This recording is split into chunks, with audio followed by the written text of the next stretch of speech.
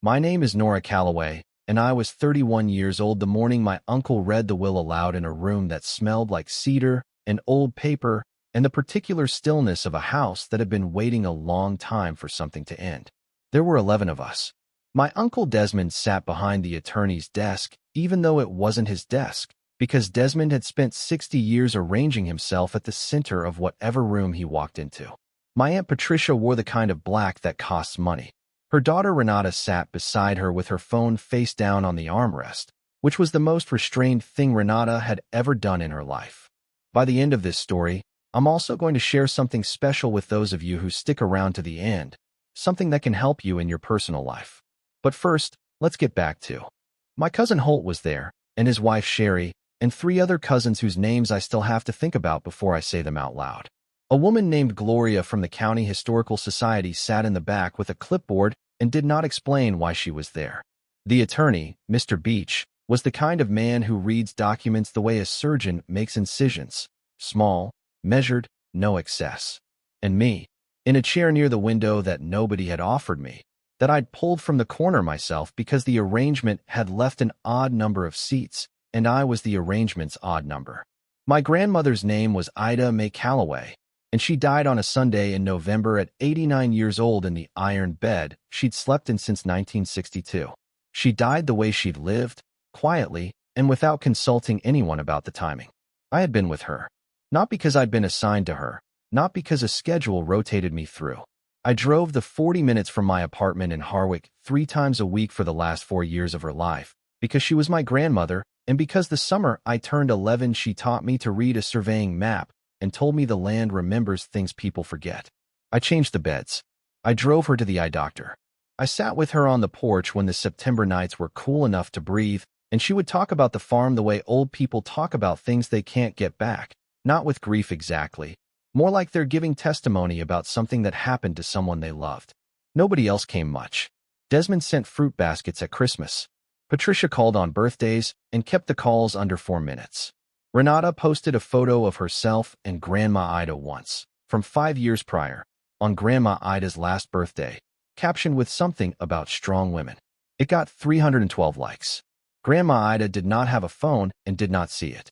So when Mr. Beach opened the folder and began to read, I sat near the window with my hands in my lap, and I told myself that whatever happened next, I had not done any of it for what was coming.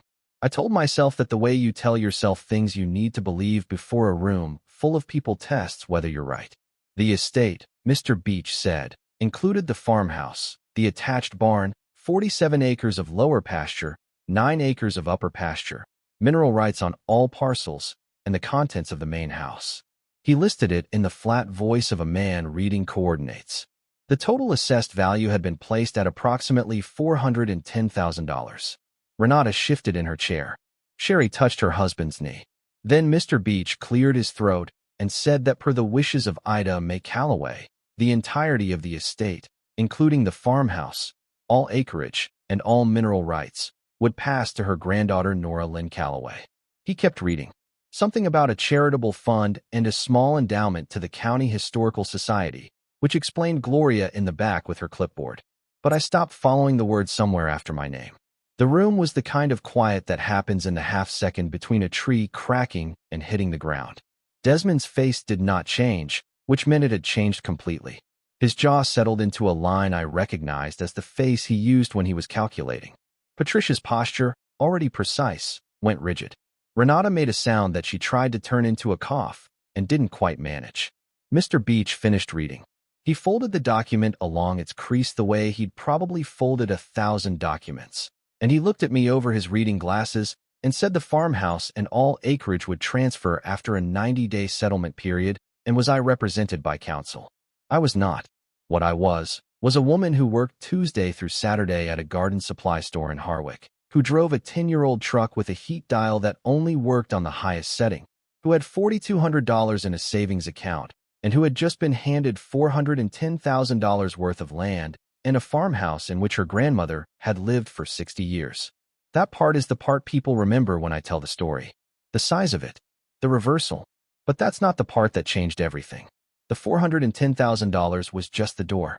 What mattered was what was on the other side of it, and nobody, not me, Not Mr. Beach, not Gloria from the Historical Society, knew yet what that was. Desmond spoke before anyone else. He addressed Mr. Beach the way you'd address a customer service line, polite and completely cold. He asked whether there had been any assessment of Grandma Ida's mental capacity in the months before the will was signed. He did not look at me when he asked it. Mr. Beach said the will had been prepared and executed 16 months prior, with 2 witnesses and a notary, during a period when Mrs. Calloway was by all documentation alert and in full capacity. He said it without inflection, the way you confirm a flight booking. Desmond thanked him. Then he stood and buttoned his jacket and said to the room in general that he supposed they'd be speaking with their own attorney. Patricia gathered her coat. Renata picked up her phone and looked at the screen and put it in her pocket. She looked at me once before she left. Not with anger. With the expression of a person recalculating an estimate they'd been confident about. They filed out in a way that felt organized, which meant it had been rehearsed, which meant they'd discussed the possibility and decided on this as the response. The fruit basket family, closing ranks in the parking lot of a county attorney's office on a Tuesday in November. Gloria from the Historical Society waited until they were gone. Then she came to the front of the room and shook my hand and said she'd been in contact with Grandma Ida for about 2 years regarding a potential donation to the county archive, and that she was very sorry for my loss, and that when I was ready she'd appreciate a conversation about the documentation Ida had promised to the society. She slid a card across the desk. I held the card and looked at it. Nora, it said on the back, in my grandmother's handwriting, in the blue ink she used for everything. When you're ready, talk to Gloria. She knows the history. My grandmother had left me a note inside a stranger's business card. That was very Ida. She'd never been straightforward when she could be layered. I drove home in the truck with the heat on high and the window cracked because the heat dial was broken and I needed the balance. I didn't call anyone. I didn't have anyone obvious to call. My mother had died when I was 14, a car accident on a wet road in March, and my father had taken his grief somewhere in the western part of the state and hadn't come back from it in any way that counted. Grandma Ida had been the anchor, and now Grandma Ida was gone and had left me everything, and her family was in a parking lot with an attorney, and I was driving home on a county road with $4,200 and the deed to 47 acres coming in 90 days. I thought about the night 2 years ago when Grandma Ida sat up in bed at 11 o'clock and asked me to get her the tin box from the top shelf of the closet. She made me sit on the edge of the mattress, and she opened the box and showed me an old survey map and a photograph of the lower pasture from what looked like the 1940s. She pointed to a place on the map, a hand-drawn notation in pencil near the southern boundary of the stable, and she said, "There's something down there that doesn't belong to the family, Nora. When the time comes, you'll want to look." I asked her what she meant. She said she meant what she said. Then she put the box away and told me to let her sleep.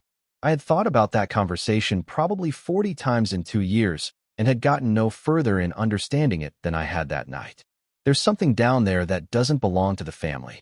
I told myself she was tired. I told myself she was 87, and sometimes the nights got loose at the edges. I thought about it again, driving home in the heat. The November fields flat and brown on both sides of the road. The stable. The southern boundary. The map. I didn't go that week. The 90-day settlement period meant I couldn't take possession yet, and walking through a property I didn't legally own felt wrong in a way I couldn't fully articulate. So I worked my shifts at the garden supply store, and I answered the one message Desmond sent through his attorney, which was a formal letter questioning the date of the will's execution and requesting financial records from the estate. And I got my own attorney, a woman named Claire Stroud who worked out of an office above a sandwich shop in Harwick and charged $300 an hour and was worth every penny of it, and I waited. Desmond's challenge went nowhere. Mr. Beach had done his job. The will was clean. Patricia called me once, directly, bypassing the attorney on both sides. She called on a Thursday evening, and her voice had the particular quality of someone who has rehearsed a call and is now 2 lines into realizing the script isn't working. She said she hoped I understood that the farm had sentimental value to the whole family. She said Desmond and Ida had not always seen eye to eye, but that didn't diminish what the place meant to them. She said she was sure I understood what it was like to feel pushed out of something that should be shared. I sat with that last sentence for a moment. I said I thought I had some understanding of that feeling. Yes. She heard what I meant. There was a pause. Then she said she hoped we could handle things maturely. I said I hope so too. She hung up. Renata texted 3 days later. It was a long text, which surprised me, because Renata communicated primarily in short bursts and reaction emojis. She wrote about growing up at the farm, holidays, the way the light came through the kitchen window on Christmas mornings, how the land was part of her identity in a way city people never understood. She wrote that she wasn't questioning the will, just expressing what it meant to her. It was well written. I thought about the fact that she had never, in 31 years, expressed any of this to me or to Grandma Ida in any form that required showing up.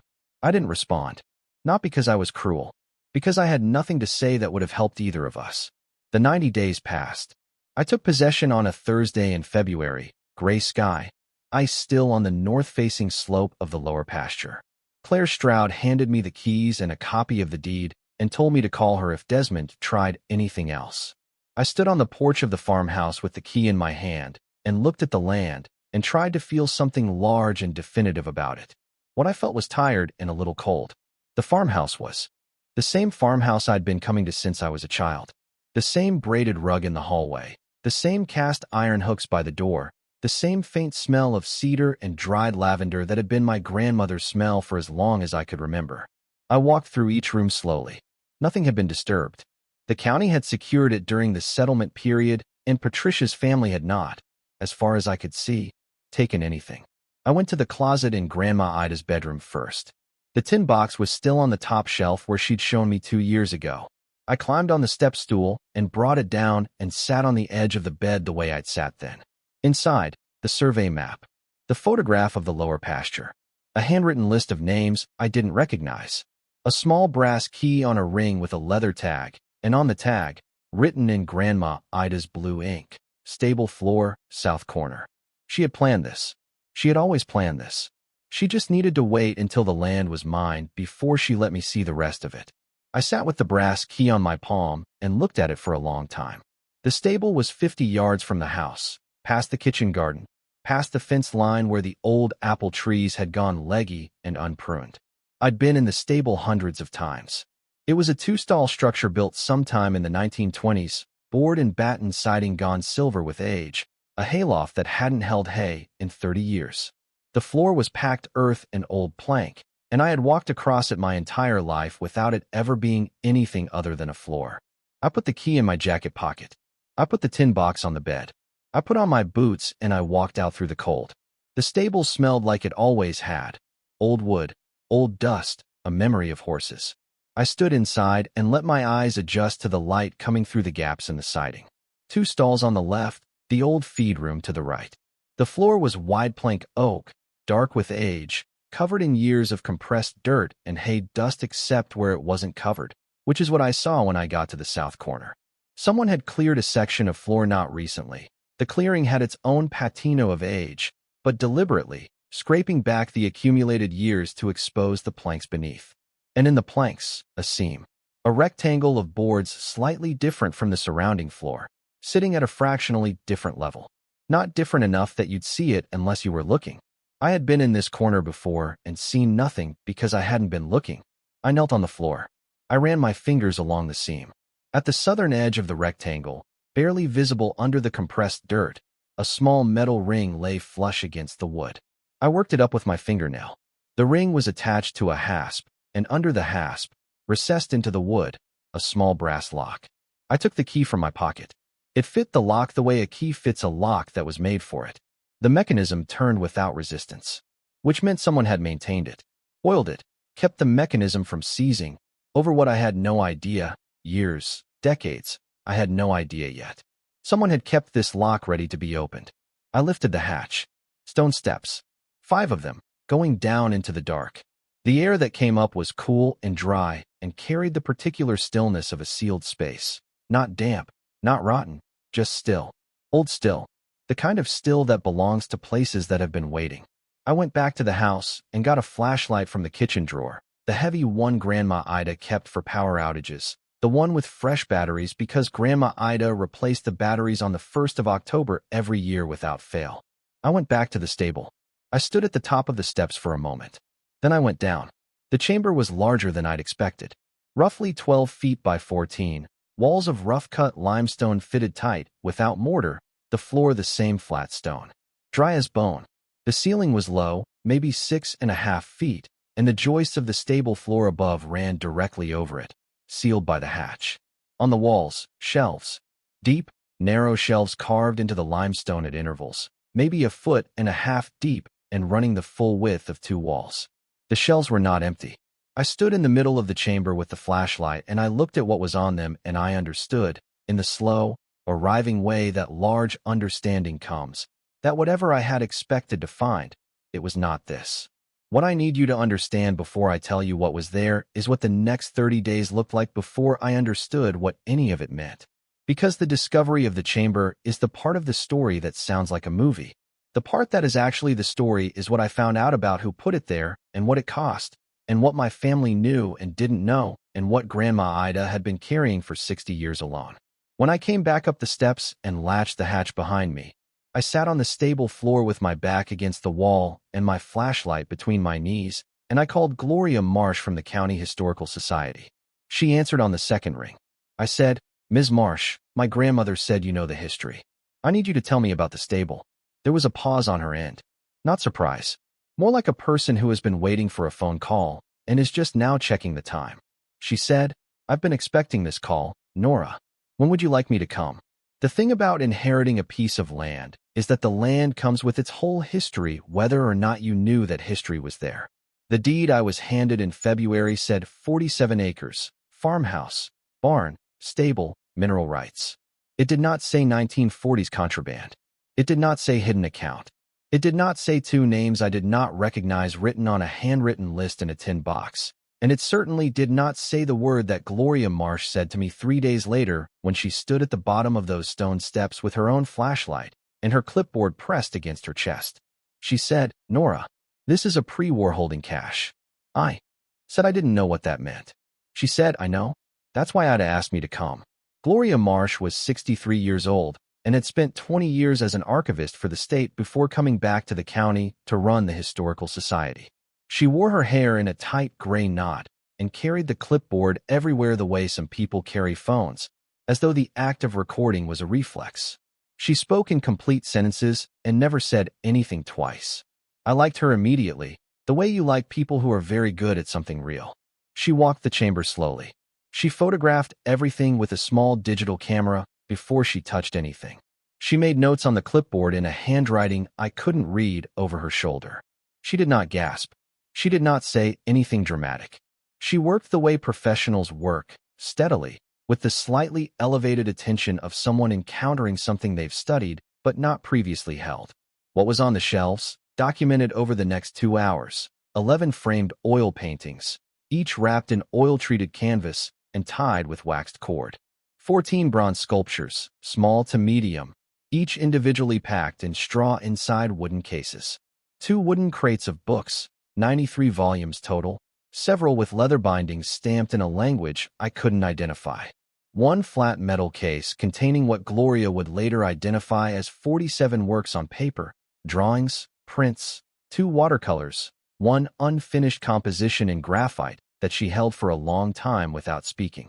And at the far end of the south wall, in a recess cut specifically into the limestone, a metal strongbox sealed with a combination lock. I stood beside Gloria and said, "Who put this here?" She turned to look at me. Her expression was careful, not hiding something, holding something, the way you hold a thing you're trying to give properly rather than just handing it over. She said, "Your great-grandmother put it here. Berta Calloway, who was born Berta Schreiber in Leipzig in 1901 and came to this country in 1938 and married a tobacco farmer named Douglas Calloway, and never once in 40 years of living in this county told anyone where she'd come from or what she'd brought with her." I sat down on the stone floor. Gloria sat down across from me. She set the clipboard on her knees. She told me what she knew, which was more than I'd expected and less than the whole story, because the whole story was buried in the gap between what Berta had told my grandmother Ida and what Ida had spent 60 years deciding whether to share. The short version is this. Berta Schreiber had been the daughter of a Dresden art dealer named Ernst Schreiber, who had spent the 1930s quietly, methodically, secretly moving pieces from his inventory and from the collections of Jewish families he knew out of Germany. Not all of them. He couldn't move all of them. He moved what he could move, and he documented what he couldn't.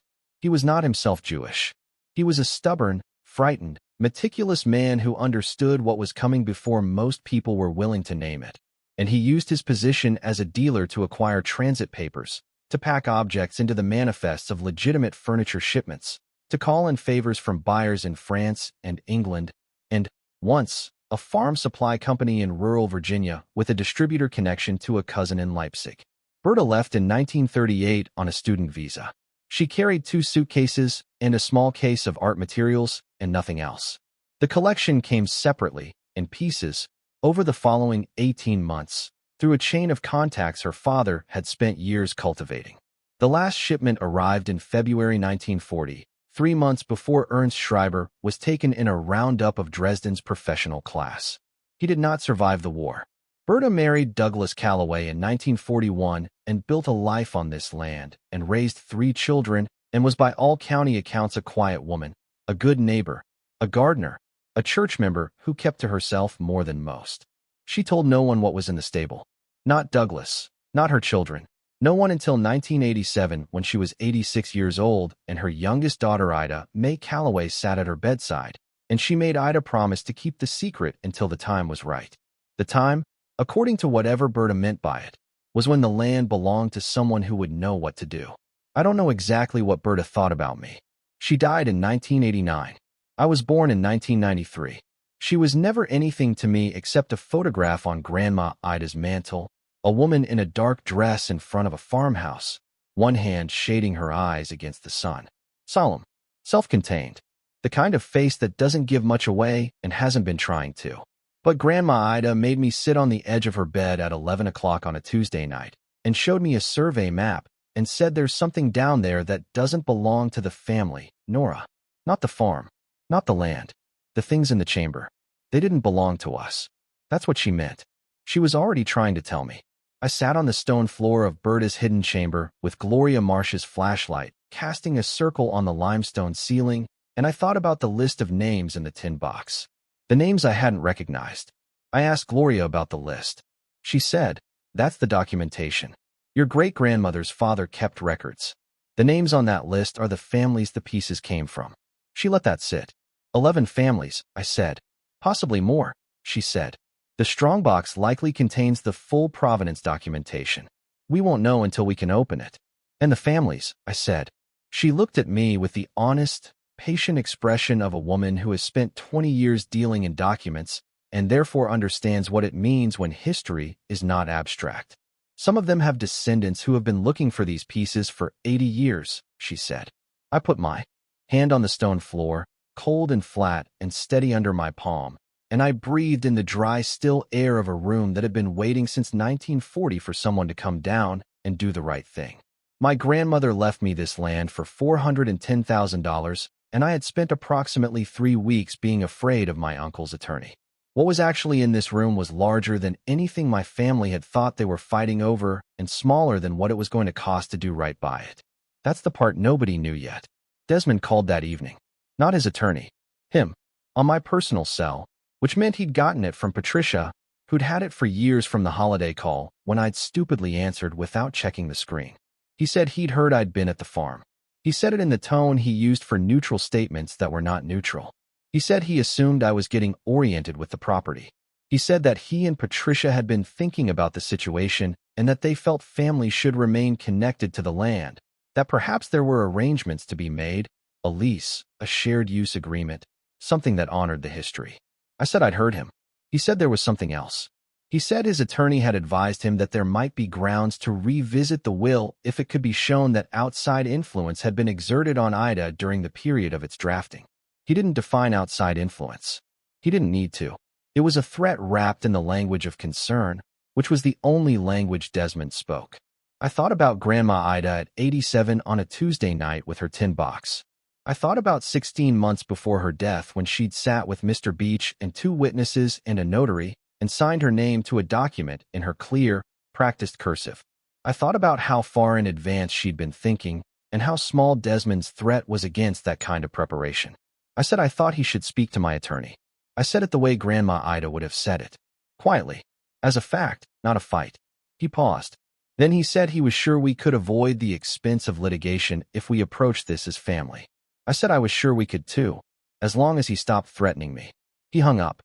Gloria called the next morning and said she'd been in contact with a colleague in Washington who specialized in wartime provenance and restitution claims, and that with my permission, she'd like to bring him to the farm to assess the collection. She said this carefully, making clear it was my decision, that nothing would move without my consent, that the Historical Society's role was advisory unless I wanted something different. I said yes. That's the word that opened everything that came after. Not the key, not the hatch, not my name in a dead woman's will. Just yes, given on a cold February morning to a woman with a clipboard, about a question that was really much larger than it sounded. The man Gloria brought was named Dr. Hendrik Vogel. He was 71 years old, born in Frankfurt, had worked for 40 years in the intersection of art history, international law, and the grinding, decades-long process of returning what the war had taken from the people it had taken it from. He drove up in a rented sedan and walked across the icy pasture in loafers, which is how I knew he was not a man who made concessions to practical difficulty. He went down the steps. He was down there for 2 hours. When he came back up, he sat at Grandma Ida's kitchen table, and I made him tea because it was the only thing I could think to do that was useful, and he sat with the cup between his hands and looked at the table for a moment before he spoke. He said, "Nora, the collection your great-grandmother preserved is intact. All of it. Paintings, sculpture, works on paper, books. In the conditions of that chamber, with the original packing materials, after 83 years. He said it the way you'd say it if you needed someone to understand the magnitude of something before you said the next thing. Then he said the next thing. He said that based on the canvas wrappings, the packing cases, and the portion of documentation he'd been able to review, he believed the collection represented works taken from 7 separate Jewish families in Dresden and Leipzig between 1934 and 1939. He said that several of the paintings matched descriptions in existing restitution databases. He said there were families or family descendants who had been filing claims for these specific works for decades. He picked up his tea. He drank some of it. He said, "Your great-grandmother's father did not steal these. He preserved them. He kept records so they could be returned. And your grandmother kept them safe until there was someone to hand them to who would finish the job." I sat across the table from him and thought about Desmond on the phone the evening before, about Patricia's call and Renata's text, and the way the family had calculated the value of this land at $410,000 and decided that was worth fighting over. None of them had any idea. I said, "What do I need to do?" Dr. Vogel opened his briefcase and took out a folder and placed it on the table between us. He said the process was not simple or fast. He said restitution claims involved legal review, provenance documentation, in some cases negotiation with institutions that had acquired pieces in good faith without knowing their history.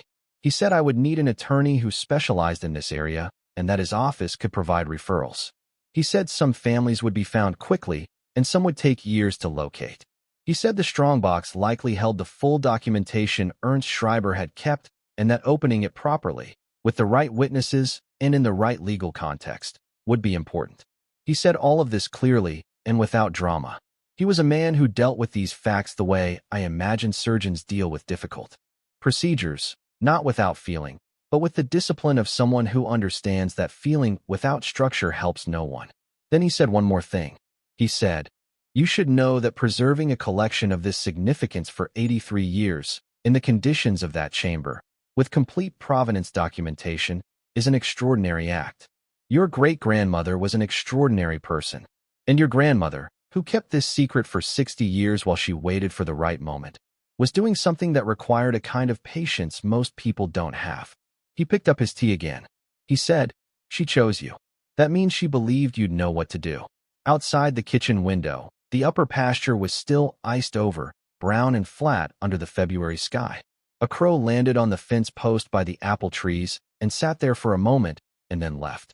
The heat was on in the farmhouse for the first time in months, and the radiators were making their old clicking sounds, warming up pipes that hadn't been warm in a while. I thought about Desmond saying the farm had sentimental value to the whole family. I thought about Grandma Ida's voice at 11 o'clock on a Tuesday night. "There's something down there that doesn't belong to the family, Nora." She had meant it both ways. It didn't belong to the family, and it didn't belong to me. The inheritance wasn't the land or the house or the $400,000. Before we find out what happened next in the story, I want to take a brief moment to speak directly to anyone watching who might be going through their own sudden, overwhelming transition. If you are navigating a bitter divorce, the loss of a spouse, or a financial shock, you know the hardest part isn't just the money. It's not knowing what to do first. That is exactly why we created the Phoenix Blueprint. It is a practical step-by-step guide for starting over. It doesn't have fluffy affirmations or vision boards. It is a tactical survival manual. It gives you the exact checklist for the first 48 hours, including the one rule you must follow. Do not make any decision you cannot reverse. It includes the Found Money worksheet, showing you exactly how to check state databases, because 1 in 7 Americans actually has unclaimed money waiting for them right now. It even gives you word-for-word boundary scripts to use when family members pressure you for money or try to make decisions for you. You can get the entire guide right now for just $17. If you're watching on your TV, just pull out your phone, open your camera, and scan the QR code on the screen right now. If you're on a computer or phone, click the top link in the description. You don't have to figure this out alone. Now let's get back to the story. The inheritance was the responsibility. The thing Berta had carried from Leipzig to Virginia in 1938 and spent the rest of her life protecting, waiting for someone who would understand that a thing preserved must eventually be returned. I told Dr. Vogel I wanted to do it properly. He said, "I know. That's why your grandmother called Gloria." The next morning I called Claire Stroud. I told her I needed a referral to someone who handled art restitution law. She was quiet for a moment. Then she said, "Nora, what did you find in that stable?" I told her. She was quiet for a longer moment. Then she said, "I'm going to need you to tell me everything from the beginning. I want to go back to the beginning because I've told you the shape of what happened, and I haven't yet told you what it cost to get there. The shape is the chamber, the will, the collection, the truth about Berta. The cost is the 11 years before that. When I was 20, I quit the first 2 years of a nursing degree because I ran out of money and didn't want to take on more debt, and also because I wasn't sure it was what I wanted. My mother was already gone. My father had moved to a town near Asheville and was doing something with carpentry that he described vaguely on the rare occasions he called.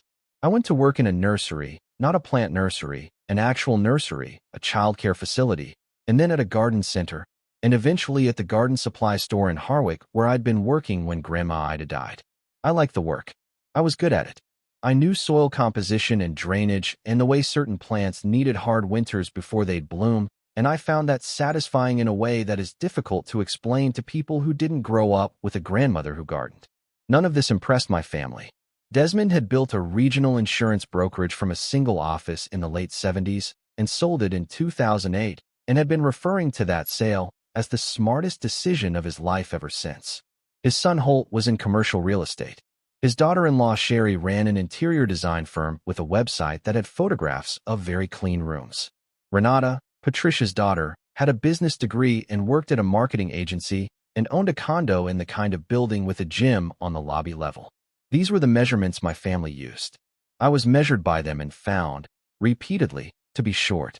Patricia asked me once, the Christmas when I was 26 and had just started at the garden supply store, whether I'd thought about going back to school. I said I'd thought about it. She said Renata had finished her MBA the previous spring. I said that was great. She said there were good community college programs in the area. I said yes, there were. She turned to pour herself a second glass of wine, and the conversation closed. That was the whole conversation. No follow-up, no interest in what I might want, no question about whether I was happy or what I was building or what I thought about my own life. Just the measurement, taken and found insufficient, and then on to the wine. Grandma Ida never did this. Grandma Ida asked me questions that required real answers. She asked what I'd learned that week. She asked what I thought about the county's plan to reroute the drainage ditch along the eastern property line, which had been affecting her kitchen garden for 3 years and which the county was, in her assessment, handling with the organizational efficiency of a headless chicken. She asked me about the people I worked with, by name, remembering details from previous conversations, following up months later. She read the articles I mentioned.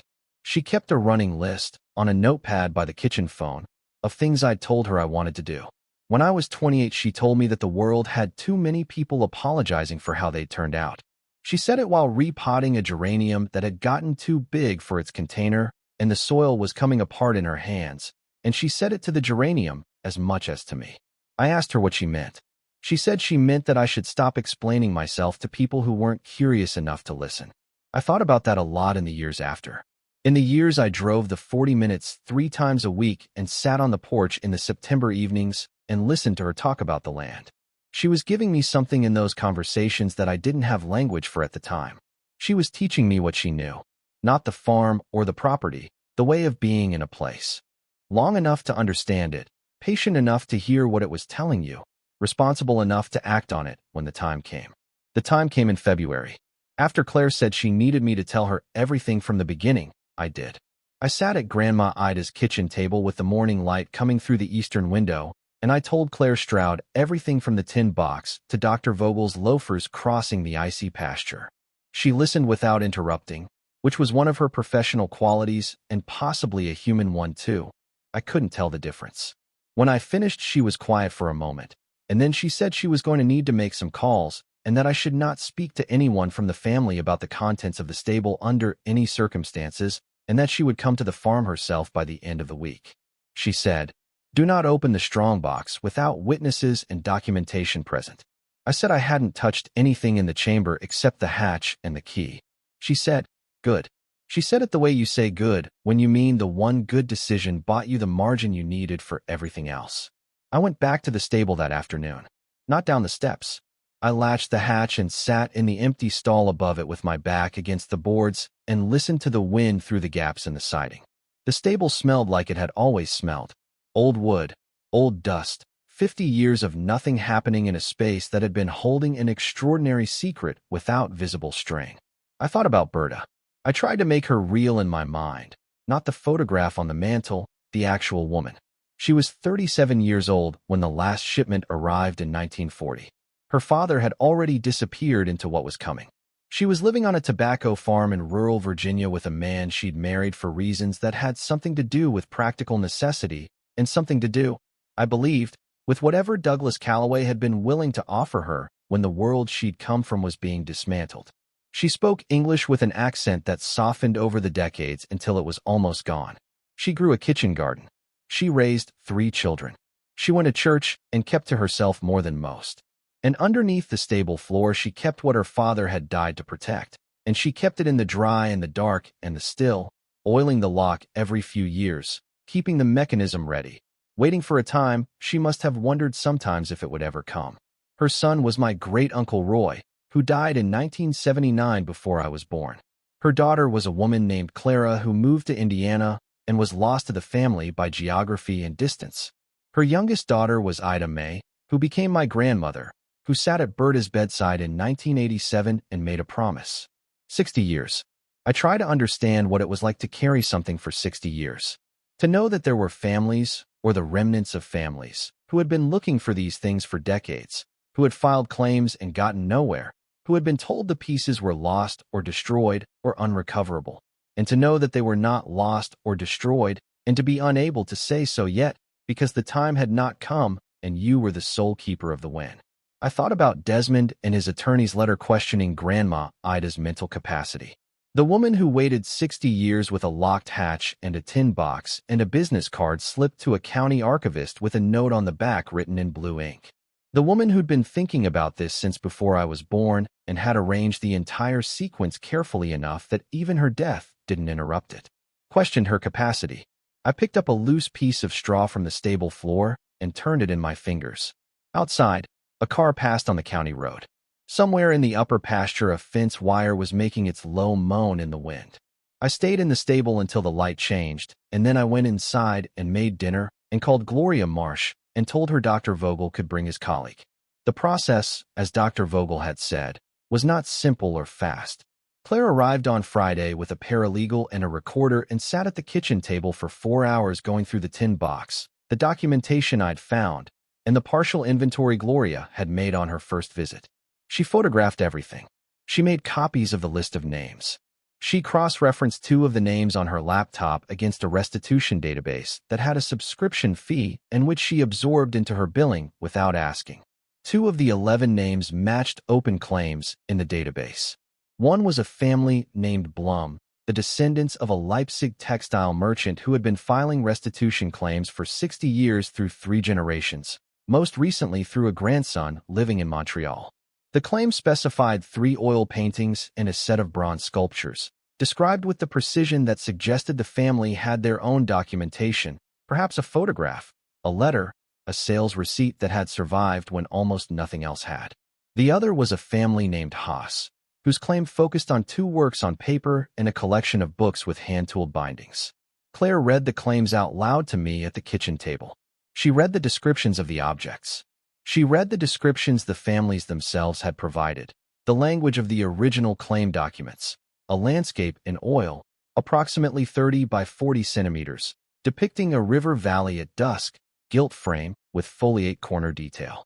A bronze figure of a seated woman, height approximately 22 centimeters, base inscribed with a date. She put the laptop down after a while and looked at me. I said, "Both of them are in the chamber." She said yes, she knew. She said, "Nora, I need you to understand that what you do next will determine whether this is a legal process or a complicated one. You have the option to do nothing. The collection is on your property, transferred legally through a valid will. You could retain the collection as your own property, and it would take years for anyone to successfully challenge that." I looked at her. She said, "I'm not recommending that. I'm telling you your options." I said I didn't need that option. She said she knew that too. She said she just needed to say it once, so we were clear. Then she said, "What you're choosing to do instead is going to take time, and it's going to take money, and it's going to require a level of organization and patience and documentation that is going to run up against the complexity of international law, estate claims, and the practical difficulty of locating families who lost people along with everything else." She said, "And someone in your family is going to find out what's in that stable, and it's going to change the nature of the legal challenge they're planning." I thought about Desmond, about the calculation I'd seen on his face when Mr. Beach read my name. I said, "When they find out, what happens?" Claire picked up her pen. She looked at the table. She said, "They'll either try to claim a share of the collection's value, or they'll try to claim credit for its return, possibly both at different times." She let that sit. She said, "The best protection you have is getting so far into the legitimate restitution process before they find out that there's nothing left to claim. Because once the collection is documented, the ownership is legally clear, and the process is underway under international frameworks, they can't touch it. It's not yours to give them, and it's not yours to sell, and the law is very specific about that." She closed the laptop. She said, "So we work fast, we work clean, and we work quietly." Outside the kitchen window, the upper pasture was still frozen, the fence wires still moaning in the wind, the apple trees in the kitchen garden still leggy and unpruned. This land that Desmond had wanted for sentimental reasons. This land that had turned out to contain something none of them had ever imagined, something that was neither sentimental nor mine to profit from. Grandma Ida had left me this, all of it, the responsibility of it. The 8 decades of waiting compressed into a tin box and a brass key and a note on the back of a business card. I thought about what Dr. Vogel had said at the kitchen table the day I'd made him tea. That she chose you. That she believed you'd know what to do. I said to Claire, "Let's start on Monday." The Monday Claire said we'd start on, it snowed. Not heavily. A thin, purposeful snow that came down in straight lines in the still February air and sat on the frozen pasture like a second skin. I woke up at 5:30 and stood at the kitchen window with coffee and watched it come down and thought about the fact that somewhere in Montreal, a man whose family had been filing the same claim for 60 years was going to get a phone call that would change the shape of that grief. I didn't know yet what that would feel like to witness. I was still in the part of the story that was mine, the paperwork and the process and the decisions, the part where I was the one doing the work. The part that would matter came later, when the work gave way to something that couldn't be organized or documented or handled by Claire Stroud's careful billing. But Monday was paperwork. Claire came with the paralegal and a colleague named Marcus Webb who specialized in international cultural property law and had worked restitution cases in the Netherlands, France, and twice before in Virginia. He was 45, soft-spoken, wore reading glasses that he took on and off as he moved between documents and conversation. He had the quality of someone who had spent a career in rooms where the stakes were very high and had learned to move slowly on purpose. We opened the strongbox that morning. Claire had arranged for a locksmith who specialized in antique mechanisms, a retired man named Albert who lived 20 minutes away and who arrived with a leather roll of tools and examined the lock for 10 minutes before he touched it. He said it was a Fichet, French, pre-war manufacture, and he said it with the particular appreciation of a man who loved what he did. He opened it in under 4 minutes without damaging the mechanism. He refused payment. He said it wasn't the kind of job you charged for. Inside the strongbox, a leather document wallet, cracked at the fold but intact. Inside the wallet, 41 pages of documentation in Ernst Schreiber's handwriting, in German, covering each piece in the collection. Provenance, acquisition date, originating family, physical description, condition notes at time of acquisition and at time of packing. A final page, undated, which Dr. Vogel translated at the kitchen table while the snow came down outside.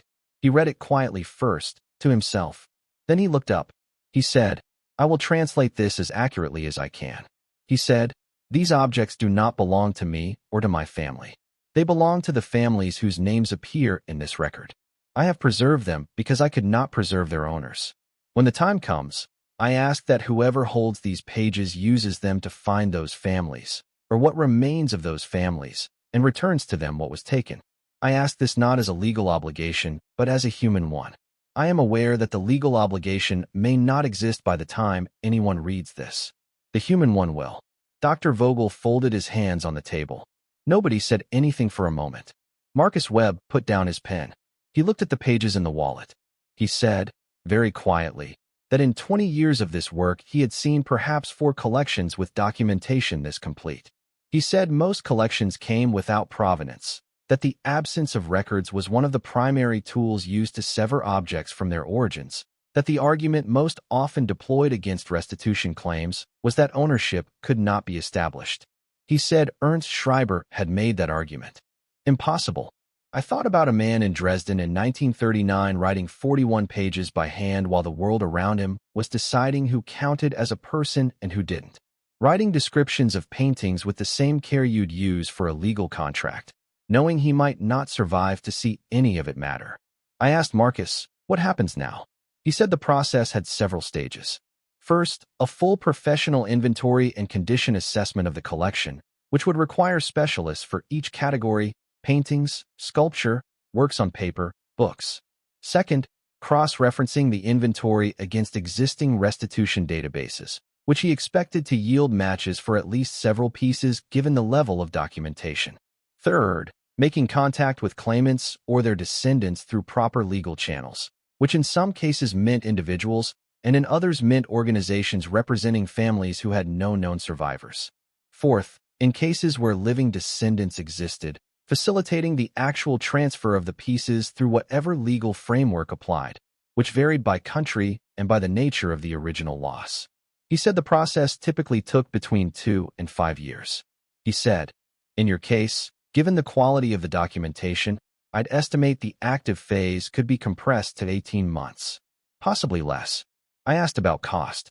He said his fee was structured on a case basis and that he worked with a foundation that offset costs in cases where the claimant, meaning me, was acting in good faith without expectation of financial gain.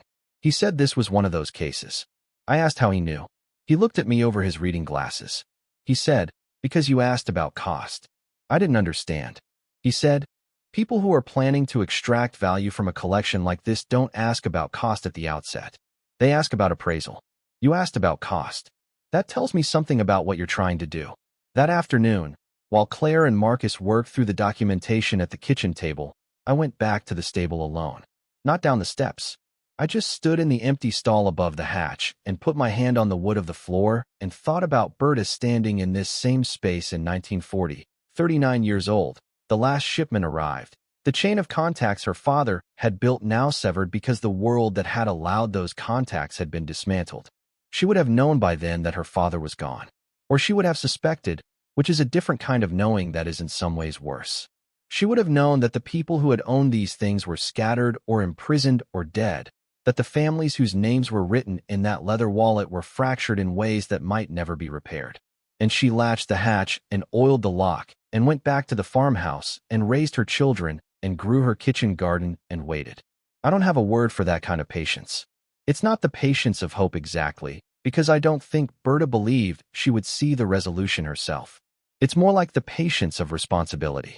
The understanding that a thing entrusted to you must be kept, regardless of whether the keeping feels adequate, regardless of whether anyone ever knows you kept it. She kept it for 49 years. Then she handed it to Ida. Ida kept it for 32 more. 81 years total before I came down those steps with a flashlight. I stayed in the stable until my hands were cold. Then I went inside and made dinner for 4 people, and we ate at Grandma Ida's kitchen table, with the Ernst Schreiber documentation spread to one side, and the snow still falling outside, and the farmhouse making its creaking radiator sounds around us. And it felt like the house had been waiting for this particular kind of use. Desmond found out 3 weeks later. I don't know exactly how. My best theory is that he'd been in contact with someone at the county assessor's office, possibly through a connection from his insurance years, and that a property assessment request made by Claire's office in relation to the mineral rights had triggered a conversation that led somewhere it shouldn't have. Or possibly it was simpler than that. Small counties have long memories and short information paths, and Gloria Marsh had been talking to people about the historical significance of the Calloway farm since before Grandma Ida died. Whatever the route, Desmond called me on a Tuesday evening 3 weeks into the process. His voice had a different quality than it had had before. The calculation was still there, but underneath it was something new. Not warmth. More like renewed interest, the way a man recalculates his position when the stakes change. He said he'd heard there might be some historically significant materials on the property. I said Claire had advised me not to discuss the estate with him directly. He said he understood, but he wanted me to know, as family, that if there was anything on that land that had monetary value, the family had a right to understand what that meant for the estate assessment. He said he was thinking of my interests too. He said that an undisclosed collection could complicate the settlement if it came to light later. I said I'd pass his concerns along to my attorney. He said he hoped I was getting proper legal advice from someone with the right kind of expertise. I said I thought I was. He said, "Nora, your grandmother was a wonderful woman. But she was also an old woman who hadn't been entirely in the world for some time.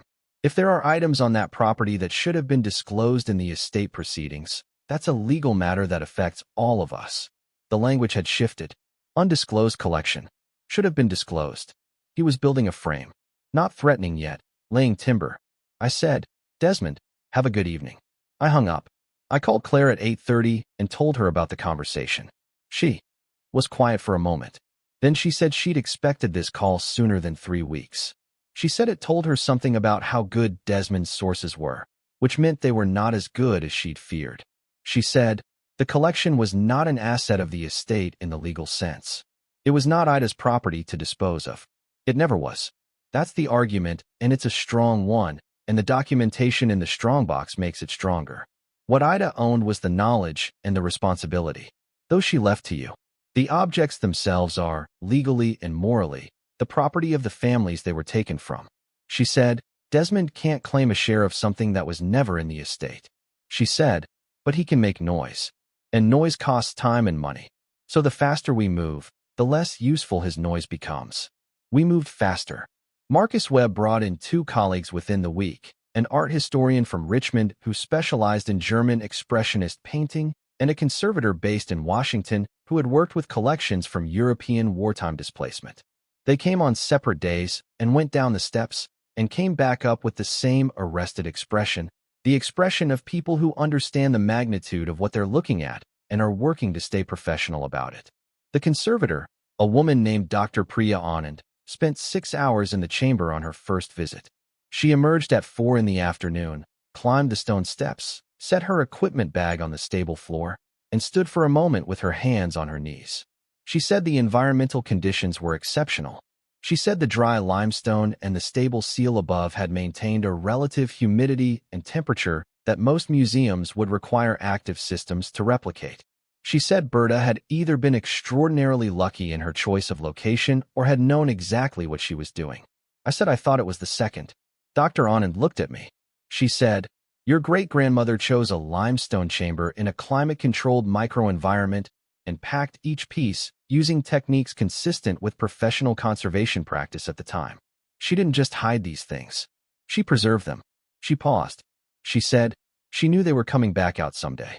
She packed them for a journey, not for storage. I thought about the leather wallet with Ernst Schreiber's 41 pages. The precision of the descriptions. The final undated note. I will translate this as accurately as I can. Everything had been prepared for exactly this process, for exactly these people with exactly these tools coming down those steps. 83 years later, the woman who packed those canvases had imagined this moment. Marcus filed the initial documentation with the Commission for Looted Art in Europe by the end of February. He filed simultaneously with the ERR project database and with 2 national restitution agencies in Germany. The response was faster than he'd expected, which he said was a function of the documentation quality. When you tell the story completely, he said, people believe it quickly. The Blum family's attorney in Montreal called within 10 days. His name was David Kessler, and he'd been representing the 3rd generation of the Blum family's claims for 12 years. He'd inherited the case from his predecessor. Before him, the family had been filing through a succession of lawyers going back to the late 1950s, when Miriam Blum, the original claimant, had first attempted to establish what had happened to her father's collection after the family fled Leipzig in 1938. He called Marcus first. Marcus called me. He said, "Nora, they want to talk to you. Not through attorneys. Directly." His exact words were, "We want to talk to the woman who found them." I asked Marcus what he thought. He said he thought it was unusual and that the legal process didn't require it and that it was entirely my decision. Then he said he thought I should say yes. I said yes. David Kessler sent me a number and a time. A Thursday evening, 7 o'clock. He said the family had gathered for this. He said that when they'd received the news, the generation that was still alive had come together and they wanted to be on the call together. I sat at Grandma Ida's kitchen table at 7 on Thursday with my phone in front of me and the farmhouse quiet around me. I'd been awake since 5. I'd walked the upper pasture in the early morning, the ice finally beginning to soften in the March temperatures, the ground under it starting to feel less like stone and more like earth again. I'd stood at the fence line and looked south toward the stable and thought about what I was going to say. There wasn't a script. There wasn't a right thing. There was only the truth, which was that I had found what I found because my grandmother had trusted me enough to leave me a key. The call connected. There were voices overlapping at first, the acoustic shuffle of multiple people settling in. Then a voice said, in accented English, with a quality I can only describe as controlled, the control of someone who has been practicing control for a long time. "Is this Nora Calloway?" I said yes. The voice said, "My name is Samuel Blum. I am 76 years old. My grandmother Miriam filed the first claim for these paintings in 1958. She was told they were likely destroyed. She died in 1979 without knowing otherwise." He paused. He said, "My father was told the same. He died in 2003. Another pause. He said, "I have been filing these claims for 21 years. I did not believe I would see this day." I held the phone with both hands. The kitchen was dark except for the light over the stove and the blue light of the phone screen on the table. Outside, the March wind had picked up and was moving through the apple trees in the kitchen garden. I said, "Mr. Blum, I'm sorry it took this long."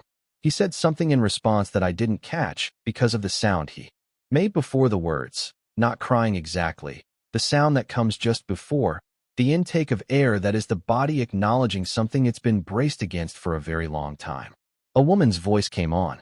His daughter, I learned later. She said, "We want to thank you. Whatever happened, you are doing the right thing. That means everything." I said I was doing what my grandmother had set in motion and what my great-grandmother had started long before that, and that what I was doing was the smallest part of it. There were other voices. A cousin from Tel Aviv, a nephew who was studying in London. They had gathered, as David Kessler had said, for this.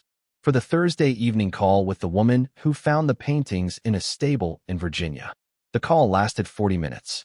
We talked about the legal process, what came next, the timeline Marcus was working with. We talked about the 3 paintings, their descriptions in Ernst Schreiber's notes, the fact that Samuel's mother had kept a photograph of one of them on her wall her entire life, a reproduction she'd made from memory, because the original had vanished before she was old enough to know it was gone. I told them about Berta, about the limestone chamber, about the dry still air, about how the canvas wrappings were intact and the bronze figures were nested in their original straw packing. Samuel said, "She took care of them." I said yes. He said, "She knew who they belonged to." I said I believed she did. He said, Tell me about her. If you know anything, tell me. So I told him what I knew. A woman from Leipzig. A dealer's daughter. The student visa in 1938. The tobacco farm. The kitchen garden. The church membership. The solemn face in the photograph on the mantel. The 49 years of keeping the secret until she handed it to her youngest daughter and made her promise. Samuel listened. When I finished, he was quiet for a moment. Then he said, "She was afraid." I said yes. I believed she was. He said, "But she was more afraid of doing nothing than of doing the wrong thing. That is a specific kind of courage. It doesn't announce itself." I sat with that in the kitchen with the March wind and the apple trees and the farmhouse creaking around me. A specific kind of courage that doesn't announce itself. It had taken 83 years for anyone to name it out loud. What happened the following week with Desmond was smaller than what happened on that phone call, but it was louder because Desmond had a louder way of being in the world than Samuel Blum had. He came to the farm, not called, not asked permission, drove up the county road, and turned into the driveway on a Wednesday morning when I was in the kitchen going through Marcus's latest filing summary. I saw the car from the window, the cream-colored sedan he'd driven for 10 years, and I felt the particular fatigue that comes when you've been bracing for something and it finally arrives. I met him at the door. I did not invite him in. He stood on the porch in his good coat. He'd driven 40 minutes to deliver something in person, which told me it was something he needed to watch me receive. He said he'd been in contact with a cultural property attorney in Richmond. He said this attorney had advised him that there might be grounds to claim a co-ownership interest in any assets discovered on the property during the settlement period if those assets could be shown to derive from the family's historical stewardship of the land. Historical stewardship. He said it without any apparent awareness of what the phrase meant in the context of what was in that stable. He said, "I'm not trying to make this adversarial, Nora. I'm trying to make sure the family is represented appropriately." I looked at him on the porch. Desmond was 68 years old. He had the build of a man who had been physically large when young and had carried the structure into age without the muscle. His coat was a good coat. His shoes were expensive. He had spent his whole life knowing the value of things and never once, as far as I could tell, asked whether the things had a value that money didn't measure. I said, "Desmond, the items in the stable don't belong to you or to me or to this family. They never did. They belonged to Jewish families who lost them in Germany before the war. The documentation to prove that has been filed with 3 international commissions. My attorney and a cultural property specialist are in the middle of a restitution process that is going to return those pieces to those families. There is nothing in that stable for you to claim." He stared at me. He said, "You should have disclosed this to the estate." I said, "There was nothing to disclose. My grandmother's estate didn't include property she didn't own. She owned the land and the house. The collection belonged to someone else for 80 years before she knew it was there, and it continues to belong to someone else now." He said, "That's a legal interpretation. It may not be the correct one." I said, "It's the legal interpretation of 3 specialists in cultural property and international restitution law. You're welcome to spend money arguing with them." He looked at the stable. I watched his eyes go to it. Cream-colored siding gone silver, the board and batten walls, the hayloft doors slightly ajar in the wind. He looked at it the way a man looks at something he's decided he's owed. He said, "Your grandmother could have told the family about this years ago." I said yes. He said, "She chose not to." I said, "She chose me." He looked back at me. Something in his face shifted, not the calculation, underneath it. The part that was just a man who had expected to inherit a farm and hadn't, standing on a porch being told to farm, had held something extraordinary that was also nothing he could touch. He said, "You've always been like her." He said it the way you say something that's supposed to be an insult and comes out as something else. I said thank you. He left. He didn't take his attorney any further. Claire told me 2 weeks later that the Richmond firm had done its research and advised Desmond that the case had no standing, that the documentation was airtight, that international cultural property law was not a field in which he wanted to find himself making a weak claim. He paid for the consultation and let it go. Patricia never called again. Renata sent one more text, 6 weeks after the conversation with Desmond, that said simply, "I didn't know any of this. I'm sorry about how things went at the reading. I'd like to understand it someday if you're willing." I kept that one. I didn't respond right away, but I kept it. The work through March and April was technical and absorbing. Dr. Anand completed her condition assessment, and produced a 70-page report with photographs of each piece. The art historian from Richmond, whose name was Dr. James Farrell, completed the attribution analysis and matched 17 of the 63 objects to specific artists or workshops documented in pre-war German records. Marcus continued cross-referencing the inventory against databases. Claire reviewed each filing before it went out. The Haas family claim was confirmed in early April. The descendants were spread across 3 countries, an elderly woman in London, her son in Melbourne, 2 cousins in New York. The coordination of a family that had scattered the way these families scattered, across continents, across generations, each branch carrying different pieces of the same fracture, was something I hadn't thought about in abstract terms. In practice, it meant calls at odd hours and documents translated from 4 languages, and the particular delicacy of telling people that something they had understood as permanently lost was not lost. The woman in London was named Ruth Haas. She was 81. Her mother had been a child when the family fled, and her mother had never talked about what was left behind except once, when Ruth was 12, when she'd said only that her father had owned books that he'd loved more than most things he owned, and that they were gone, and she'd changed the subject. Ruth had filed the claim herself, 20 years ago, after finding her grandfather's papers in a trunk in her mother's attic. She had filed it without much hope. She said this to Marcus. She said she filed it because it seemed important to say that the books had existed and had belonged to someone, even if they were never found. When Marcus told me this, I sat with it for a while.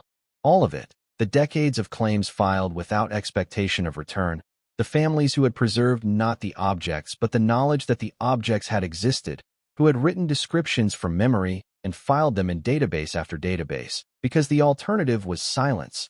The alternative was allowing the erasure to be complete. Berta's father had written 41 pages, so the erasure would not be complete. He had not survived to see whether it worked. He had written them anyway. That's the thing I kept coming back to. The people who did the necessary thing without any guarantee that it would matter. Not heroically, not dramatically, just doggedly. Because the alternative was participation in something they refused to participate in. Ernst Schreiber writing descriptions by lamplight. Berta oiling a lock in a stable in rural Virginia. Grandma Ida in a house alone for 32 years with a tin box on the top shelf of her closet, going to church, growing her kitchen garden, waiting. And Ruth Haas in a London flat filing a claim she didn't expect to be answered, because it was important to say that the books had existed. In April, Marcus brought me news that shifted the scale of what we were dealing with. He sat at the kitchen table with his reading glasses off, which meant he was about to say something he wanted me to hear without the professional filter. He said that the art historian's attribution analysis had identified 2 of the 11 oil paintings as works by a German Jewish artist named Arthur Wasserstein, who had died in 1942 and whose documented output was extremely small, fewer than 30 known works, most of which were in permanent museum collections or had been listed as destroyed. The 2 paintings in Berta's chamber brought the known surviving works to 9, out of a total documented output of 27. He said that the 2 paintings, given their attribution, condition, and provenance, would be assessed, for insurance and legal purposes, at somewhere between $1.2 and $1.8 million each. He let that number sit on the table between us. I looked at the table. I looked out the window at the kitchen garden, where the first green things were starting to come up through the softened soil. Grandma Ida's crocuses, planted so long ago nobody remembered the year. I said, they go back to the family. Marcus said yes. He said the Wasserstein family had a surviving grandson in Tel Aviv who had been listed in the commission's records as a potential claimant. He said his office had already initiated contact. I said good. He said, Nora, I need you to understand what you're not keeping. I said I understood. He said, most people, when they hear that number, need a moment. I said I'd had the moment in February when I came up the steps the first time. I said the moment wasn't about the money. It was about the weight of the thing. About understanding that what was in that chamber had been put there by people who were willing to die for it, and had in some cases done exactly that, and that the only reasonable response to inheriting that weight was to put it down in the right place. Marcus put his reading glasses back on. He looked at the documentation spread on the table. He said, your great-grandmother would have liked you. I said I hoped so. I said I hadn't known her, and I'd spent 4 months coming to understand that she was the kind of person you'd want to have known. He said, you knew her, just not directly. He picked up his pen. He said, "Let's talk about the Wasserstein contact." By May, the process had its own momentum. 3 confirmed family contacts, 11 pieces in active restitution proceedings. Dr. Anand had completed the full conservation plan for the eventual transfer of the collection, and Gloria Marsh had begun working on the archival documentation that would become part of the county historical record. Gloria came to the farm often that spring.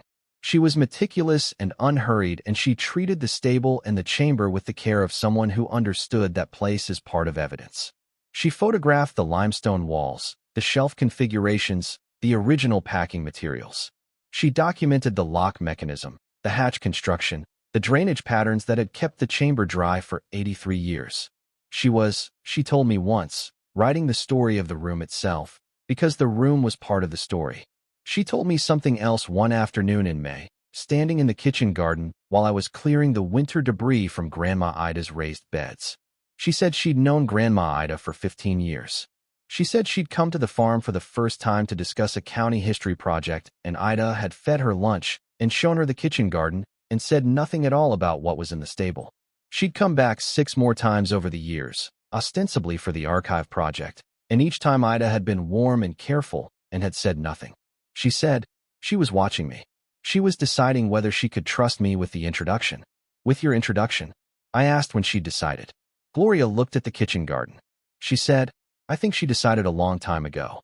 The card with the note was already in my desk when she called me 2 years before she died to say she was naming you in the will. She said you'd call eventually and that I should be ready." She looked at me. She said she was very sure of you. I didn't say anything. I pulled a dead plant from the soil, roots and all, and set it aside. The earth underneath was dark and damp and beginning to smell like itself again after the winter. I thought about Grandma Ida sure of me, not because I was exceptional or talented or had done anything in particular to merit that sureness. Because I showed up. Because I drove 40 minutes 3 times a week and sat on the porch in the September evenings and listened. Because I was willing to be present for something that didn't offer anything in return except the presence itself. She had built me a chamber of her own, not limestone and planks. Trust and time and a tin box on a shelf and a key on a leather tag and a note in blue ink that said, "When you're ready, talk to Gloria. She knows the history." I thought about Desmond on the porch saying you've always been like her. He'd meant it as something diminishing. He'd lived his whole life measuring things by what they returned, and Grandma Ida had never returned much in the ledger he kept, just stayed on her farm and grew her garden and kept her secret and gave her whole estate to a granddaughter who sold soil amendments for a living. The joke, if you could call it that, was that the thing he'd wanted to claim was the most valuable thing on the property. And the most valuable thing on the property had never been his to claim, and he had never once, in all the years he spent deciding what this land was worth, thought to ask what it was holding. In June, I got a letter. Not an email, not a call through attorneys. A letter, handwritten, on cream paper, from Samuel Blum in Montreal. He wrote in careful English that he'd been told the formal transfer of the 3 paintings would likely be completed by autumn. He wrote that his family was planning to come to Virginia for the transfer, if I would allow it. He wrote that he had spent the spring looking at what he described as the available documentation of the collection, meaning the photographs Dr. Anand and Dr. Farrell had provided, and that seeing the paintings for the first time, even in photographs, after 65 years of descriptions and reproductions, and his grandmother's filed claims, had done something to him he was still finding words for. He wrote that his grandmother Miriam had told him once, when he was young, that the worst thing about losing the paintings was not the loss itself, but the silence. That when something is taken from you and then made to seem as if it never existed, the silence where it used to be becomes its own kind of weight. He wrote that the silence had lifted. He wrote, "I want to thank you again. Not for finding them. For doing what you did after you found them. That was the choice. That was the one that mattered." I read the letter at the kitchen table in the evening light, the June light coming gold and long through the window, the kitchen garden visible through the glass, green and full, and tended the way Grandma Ida had tended it for 60 years. I folded the letter along its crease. I held it for a while. Then I went to the stable. I unlocked the hatch. I went down the steps for the first time since the morning of the inventory, when Dr. Farrell had cataloged each piece with Marcus beside him, and I had stood to one side and watched the process, and felt the chamber start to release what it had been holding. It was emptier now. Most of the shells had been photographed and documented and sealed for transfer. Some pieces had already moved to a climate-controlled facility in Richmond while the legal process is completed. The limestone walls were bare in stretches where the packing crates had stood. The overhead joists still ran across the low ceiling the same way they always had. I stood in the center of the chamber with a flashlight and looked at what was still there and what was gone and felt, for the first time, the fullness of what Grandma Ida had left me. Not the land, not the house, not the $410,000 that Desmond had wanted badly enough to threaten a dead woman's memory over. The trust, the particular gift of being chosen by someone who understood you well enough to know you were ready. Not ready to be wealthy or important or impressive.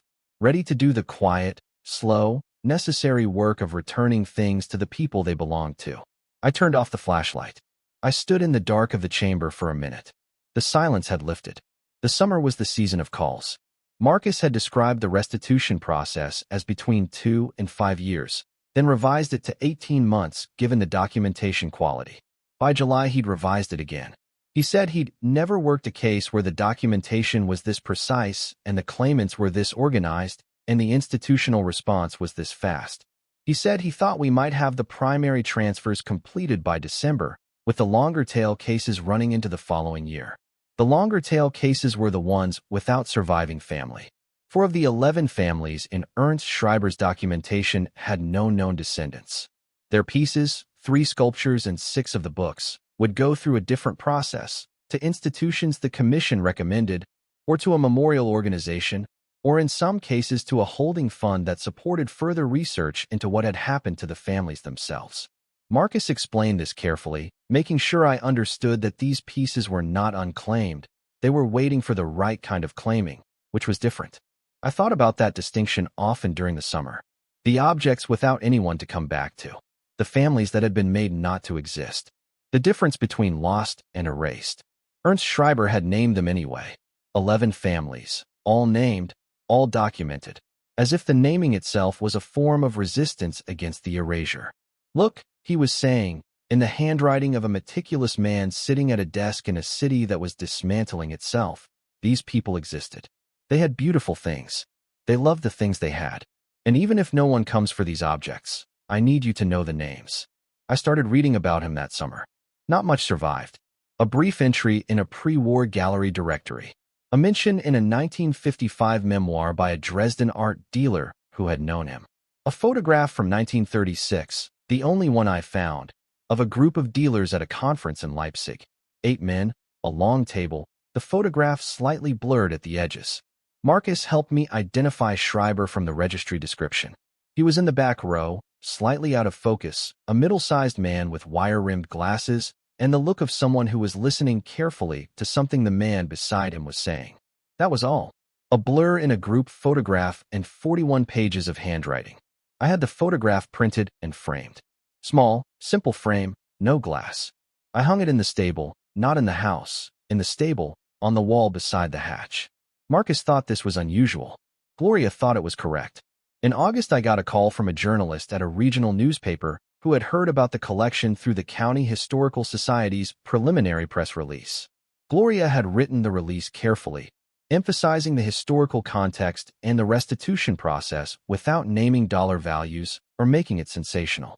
The journalist called me to ask if I'd be willing to comment. I thought about it for 2 days. Then I said yes, with conditions. I said I'd answer questions about the process and about Berta and about the work Marcus and his team were doing. I said I wouldn't discuss the collection's assessed value. I wouldn't name the specific families without their explicit consent, and I wouldn't discuss the challenge from Desmond. The journalist agreed to the conditions. He was young and careful, and he wrote the story the way it should have been written, about a woman named Berta Schreiber who came from Leipzig in 1938 and spent the rest of her life on a Virginia farm, and about what she preserved in the dry dark beneath the stable floor, and about the families who had been waiting. He asked me at the end of the interview what it was like to be the person who found it. I said it didn't feel like finding. It felt like arriving at something that had been prepared for my arrival. All the preparation had been done by other people. All I'd done was show up. He wrote that down. He said he thought that was the part of the story people would remember.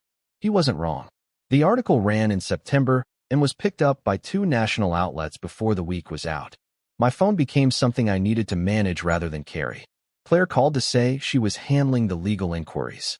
Marcus called to say the commission had received 3 more messages from researchers who recognized pieces from the article's descriptions and wanted to cross-reference their records. Gloria called to say the County Historical Society had received a donation from a foundation in New York that would fund the full archival documentation project. I turned my phone off on a Sunday afternoon and walked the upper pasture alone. The September light was low and gold the way it got in the evenings when I used to sit on the porch with Grandma Ida. The grass had come back fully after the winter, long and dry now, ready for the first frost. The fence along the eastern boundary needed attention in 2 places. The apple trees in the kitchen garden were heavy. I walked to the stable. I went inside. I sat in the empty stall where I'd sat on the day I found the hatch, back against the boards, hands on my knees. The hatch was closed. The shelves below were mostly empty. The process was moving. The names were being found. I thought about Desmond saying the farm had sentimental value to the whole family. I thought about Patricia's call. The Whitlocks have certain expectations, except that was the other story. That was someone else's family, and I'd been carrying all of it together the way you carry things when you've been carrying them long enough that you stop noticing the weight. My family's claim on this land had been sentimental. That was the honest word. Not deep, not principled, not based on the knowledge of what the land held or what it had been asked to hold or what it had been protecting since 1940. Sentimental. The fruit baskets at Christmas. The call on the birthday that ran under 4 minutes. The Instagram photograph from 5 years prior captioned with something about strong women. None of them had sat on the porch in the September evenings. None of them had driven the 40 minutes 3 times a week. None of them had changed the beds or taken Grandma Ida to the eye doctor or learned to read a surveying map at 11 years old from a woman who understood that the land remembers things people forget. Desmond had wanted $410,000. What was in the chamber was larger than that by a factor he would have been stunned by, and it was not his, and it never had been. And the reason it was not his was exactly the reason Grandma Ida had spent 60 years making sure it ended up with me. Because she knew what I would do. Not because I was extraordinary. Because she had watched me long enough to know I understood the difference between a thing that belongs to you and a thing that belongs somewhere else. She had been watching me the same way Berta had packed those canvases. With patience, with precision, without announcement, preparing for a day she might not see. The September wind moved through the gaps in the siding. The stable smelled like old wood and old dust, and the particular stillness that belongs to places that have been asked to hold things. The first transfer happened in October. Samuel Blum came with his daughter and his son-in-law and a nephew who was studying art history in New York and who arrived at the farm with the expression of someone who had spent his academic life thinking about this exact category of problem and was now standing in front of it in actual Virginia instead of in a seminar room. They drove up on a Thursday morning. The 3 paintings had been moved to a facility in Richmond for the formal transfer, but Samuel had asked whether they could come to the farm first. He wanted to see the stable. He wanted to stand in the chamber. I met them in the driveway. Samuel was smaller than I'd imagined from the phone call. Silver-haired, steady in his movement. The cane he used not from frailty but from a knee that had given him trouble for years, his daughter told me later. He shook my hand and held it for a moment longer than a handshake requires, looking at me with the direct attention of someone who has been anticipating a face and is now deciding whether it matches something. He said, "You look like someone who works outside." I said I had been working outside most of the fall. He said, "Good. It suits you." We walked to the stable. I unlocked the door and they came inside, all 5 of them, and I led them to the hatch and unlocked it and stepped back. Samuel went down first. Slowly, 1 step at a time, 1 hand on the stone wall. His daughter went after him. The others followed. I went last. Standing in the chamber with 5 people was different from standing in it alone.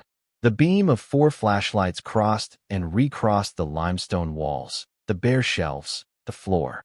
Samuel turned in a slow circle, taking in all of it. He said nothing for a long time. His daughter put her hand on his arm. He said, "She packed them here." I said yes. He looked at the north shelf, where the Blum family's 3 paintings had stood for 83 years in their oil-treated canvas wrappings. The impressions in the dust were still visible where the frames had rested. He put his hand on the shelf. flat palm on the stone, the way I had put my hand on the limestone floor on the morning I first came down. He stood like that for a minute. Then he took his hand away and straightened and looked at me. He said, "My grandmother spent 20 years asking whether these paintings were somewhere or nowhere. She died not knowing." He paused. "I want you to understand what it means that the answer was somewhere. That someone kept them somewhere." I said I thought I was beginning to understand. He said, "No, you understand the action. The what of it? The meaning takes longer." He looked at the shelf again, the dust impression where the frames had stood. He said, "For us, the meaning is that she was right. My grandmother Miriam. She spent 20 years saying they're somewhere. Someone knows, they're not gone. And everyone around her, kindly, carefully, was trying to help her accept that they were gone. And she was right." He looked at me. He said, "That's what you gave back. Not just the paintings. The fact that she was right." I stood in the limestone chamber with the flashlight in my hand and the dry, still air around me, and felt the weight of it come down and settle, the way large things settle when you finally stop bracing against them. Berta oiling the lock. Ida keeping the tin box on the shelf. Miriam Blum filing a claim in 1958 that went unanswered for 65 years. 3 women's patients converging in a Virginia stable on a Thursday morning in October. Not heroic, not dramatic, just stubbornly, quietly correct. We drove to Richmond that afternoon for the formal transfer. The paintings were mounted for viewing in a controlled room, each one individually lit. Samuel's family stood in front of them, and I stood to one side and watched. And that's all I'll say about it, because some things are complete without description, because the description would reduce them, and because I understood in that room that my part of the story, the finding part, was done. Their part was beginning. That was October. By December, the Haas family transfer was complete. Ruth Haas came from London. She was 81, and moved carefully and wore a coat that had seen decades of London winters. She did not go down the chamber steps. She stood at the top of the hatch and looked down and nodded once, as if confirming something, and that was enough. At the facility in Richmond, she held one of the books. Her grandfather's name was written in the flyleaf in brown ink, faded but legible. She traced the letters with one finger. She said, to no one in particular. He loved this one especially. My mother told me. She didn't say anything else. She held the book for a long time. Then she handed it back to Marcus's colleague carefully, 2 hands, and she thanked me and she left. That was December. By the following spring, 6 of the 11 families had been located and 9 of the transfers were either completed or in final process. The 4 families without surviving descendants were being handled through the Commission's institutional framework. Marcus estimated the remaining cases would close by the end of the year. One morning in March, a year after I'd first gone down those steps, I was in the kitchen garden clearing the winter debris again, the same work I'd been doing when Gloria told me Grandma Ida had been watching me. The crocuses were up again. The raised beds were waking up in the order Grandma Ida had always planted them, because I'd planted them the same way. My phone rang. I looked at the screen. Renata. I held the phone for a moment. I thought about her text from the previous spring. I didn't know any of this. "I'm sorry about how things went at the reading. I'd like to understand it someday if you're willing." I answered. She said, "I've been reading about the restitution work." I said yes. She said, "I read the article. And the follow-up. I read everything I could find." She was quiet for a moment. Then she said, "I've been thinking about how he treated you. At the reading, and before. For years before." I pulled a dead stem from the nearest raised bed and set it aside. The ground underneath was dark and smelled right. I said, "I know." She said, "I don't know how to make that right. I'm not sure it can be made right. But I wanted to say it clearly rather than leave it unsaid." I sat back on my heels in the kitchen garden with the March light coming low and sideways through the apple trees and thought about saying things clearly rather than leaving them unsaid. About 41 pages of handwriting by a man at a desk in Leipzig. About a brass key on a leather tag. About a note in blue ink on the back of a business card. Everything that mattered had been said clearly by someone. It had just taken decades to be received. I said, "I appreciate you saying it, Renata." She said, "Can I ask you something?" I said yes. She said, "Do you think Grandma Ida knew what she was doing when she left it all to you? I mean, did she know what was in the stable?" I said yes. She knew. She'd known since 1987. Renata was quiet for a moment. Then she said, "And she waited all that time for you." I said she waited all that time for the right time. I happened to be the person who was ready when it came. She said, I think she waited for you specifically. I didn't argue with that. I sat in the kitchen garden and let it be true. After we hung up, I stayed in the garden for a while. The crocuses were purple and yellow and white in the beds along the south wall, coming up through the thawed soil the way they'd come up every March for as long as anyone had been alive to watch them. Grandma Ida planted them, and her mother planted them, and possibly Berta had knelt in this soil too, in the first years after she arrived, putting bulbs in the ground of a place she was deciding to call home. I planted them last fall. The same bulbs, divided from the original stock, going in at the same depth in the same beds. The things we preserve are the things that come back. The last transfer happened on a Friday in late September, 14 months after I first went down those steps. The piece was a small bronze, a seated figure approximately 8 inches tall, the base inscribed with a date in German script that Dr. Farrell had translated as April 1931. It had belonged to a family named Katz, whose Dresden branch had been documented in Ernst Schreiber's records with the same careful detail as the others: the father's name, the mother's name, 3 children listed by first name only. The note beside the bronze said, simply, given to me for keeping by Heinrich Katz, who trusted me. Given for keeping. That phrase had stayed with me since Marcus first read it aloud at the kitchen table in February of the previous year. Not sold. Not abandoned. Given for keeping. The deliberate act of a man who understood he was running out of options and chose to put what he loved into the hands of someone who might be able to hold it longer.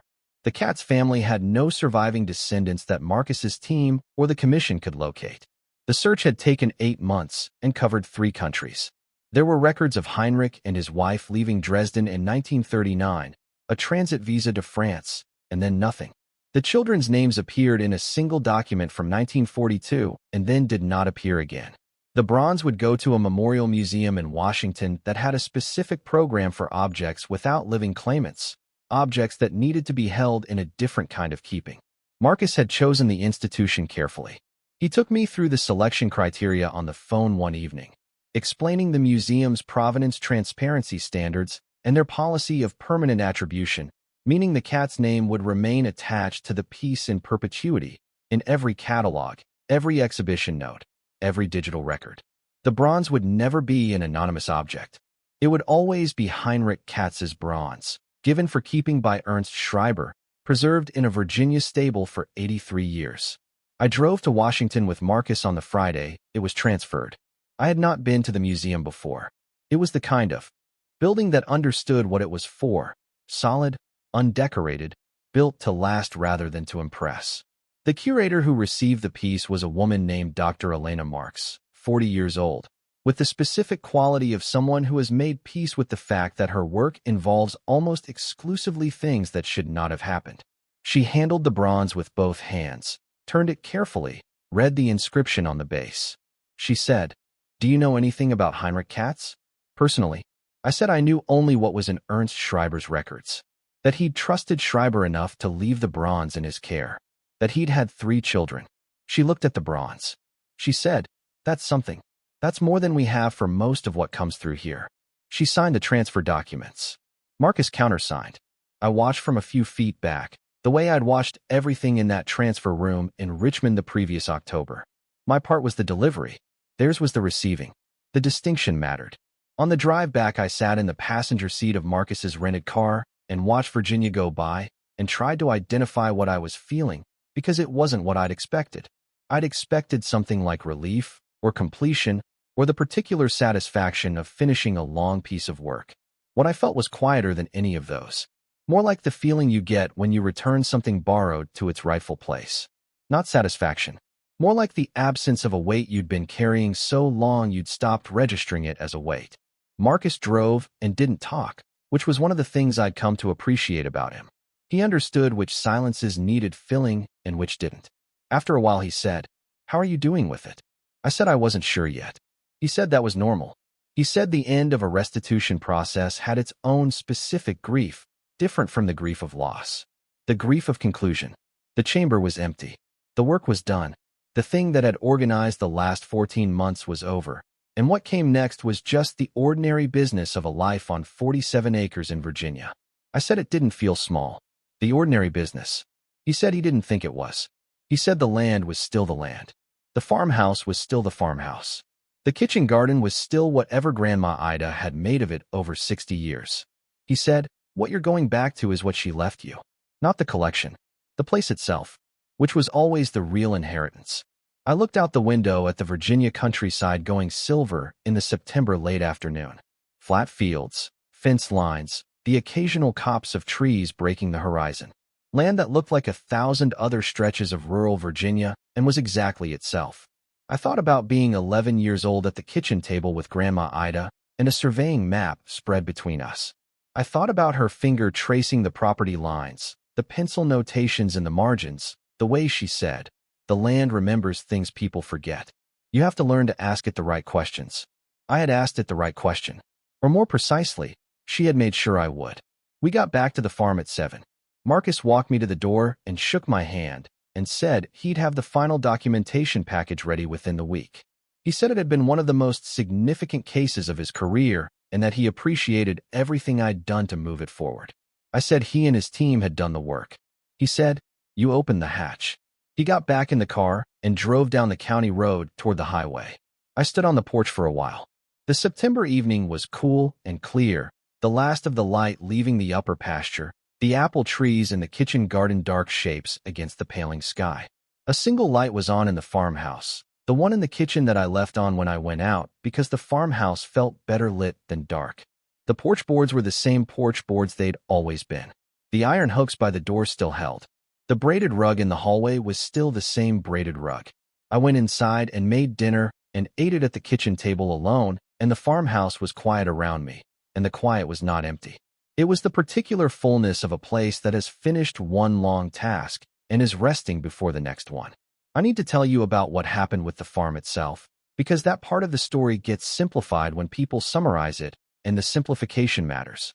After the article ran and the follow-up pieces appeared, I received a number of inquiries.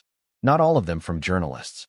Some from universities wanting to use the collection's documentation as a teaching case. Several from other families who had searched for pieces and wondered whether I had additional documentation that might help them. One from a foundation in Germany that funded research into the pre-war Dresden art community and wanted to know whether Ernst Schreiber's 41 pages could be made available for scholarly study. I said yes to the foundation.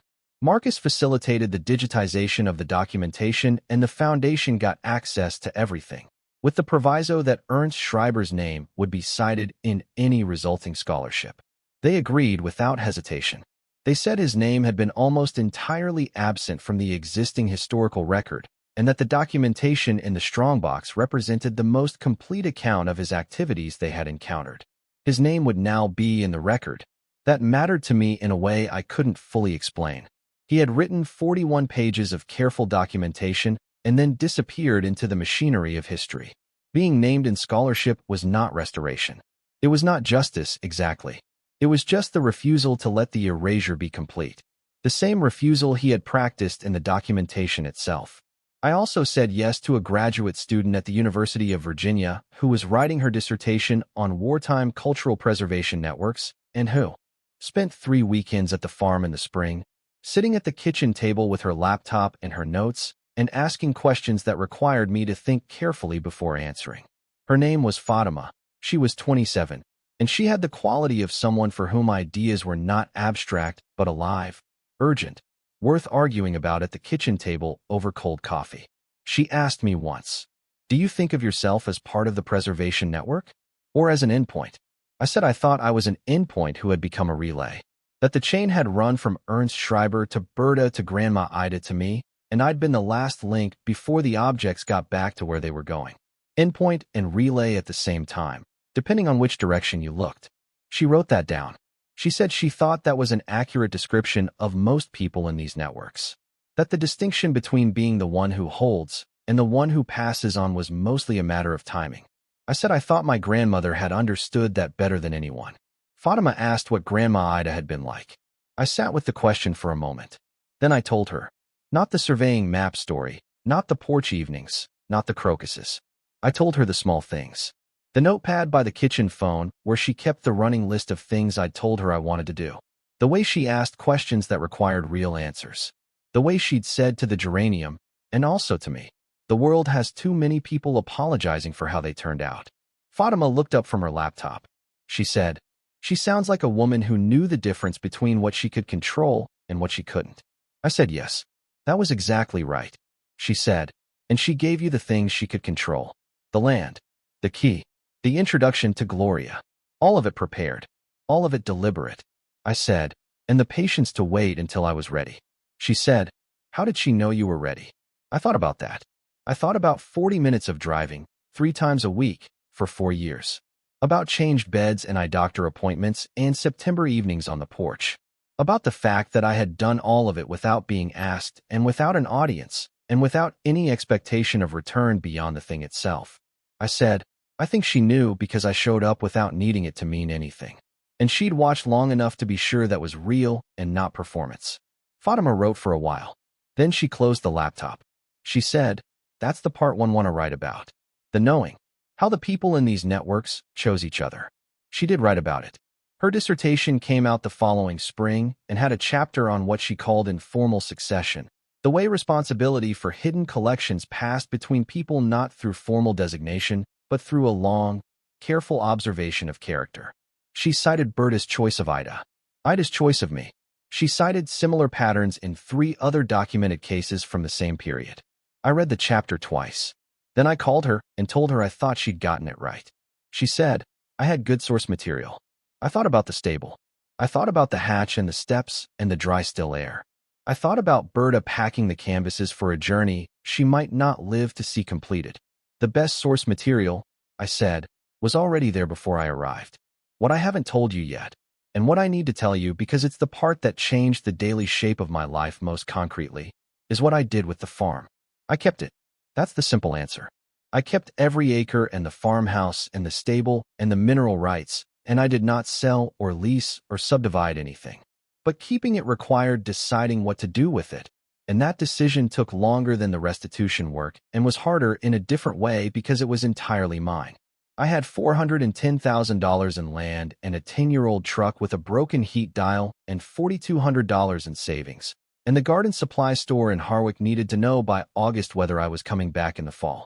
I called my boss at the garden store, a man named Pete who had hired me 7 years ago and had never once questioned why I needed Tuesdays off, and I told him I wasn't coming back. He said he'd expected that since February. He said the farm sounded like real work. I said it was. He said good. He'd always thought I was underemployed. I thanked him for 7 years. He said the thanks was mutual and sent me a cactus in the mail 2 weeks later with a card that said, "For the woman who can keep anything alive." I planted it in the kitchen window where the light was good. The farm needed work. Not emergency work. Grandma Ida had maintained it carefully, but the work that accumulates when a place is run by one elderly person with limited physical capacity over several years. The kitchen garden needed serious attention, which I gave it. The upper pasture fencing needed repair in 4 places. The stable roof needed 2 new boards on the north slope before winter. I did most of it myself. Not because I couldn't afford to hire help, but because the work was how I learned the land the way Grandma Ida had known it, specifically with my hands. You don't know a fence until you've walked its full length checking the wire. You don't know a pasture until you've read its drainage patterns in the wet spring and understood which areas hold water and which shed it, and what that means for what you can plant. I wasn't farming yet. I was learning the land before I asked it to do anything. That felt right. It felt like the patient, honest approach. The one Grandma Ida would have recognized. In November, almost 2 years after she'd died, I went through the rest of her things in the farmhouse. Not to clear them out, to understand them. There's a difference. Clearing out is practical. What I did was something closer to reading, going through a life the way you go through a library, looking for what was kept and what was in the margins and what had been returned to so many times the binding had given way. Her books were marked. Not heavily. She wasn't someone who underlined, but she dog-eared pages and occasionally wrote a single word in pencil in a margin, a question mark, or yes, or once in a book about soil ecology the word listen, written in the margin beside a passage about the relationship between root systems and fungal networks. Listen. I pressed my palm flat on that page. The notepad by the kitchen phone still had the last list. It was from about 3 years before she died, judging by the entries. The handwriting was a little slower than her earlier notes, but the list was still orderly. There were 7 items. Next to 3 of them, small check marks. The other 4 were things that hadn't happened yet when the list was made. Item 4, Nora and the land. That was the whole entry. 4 words.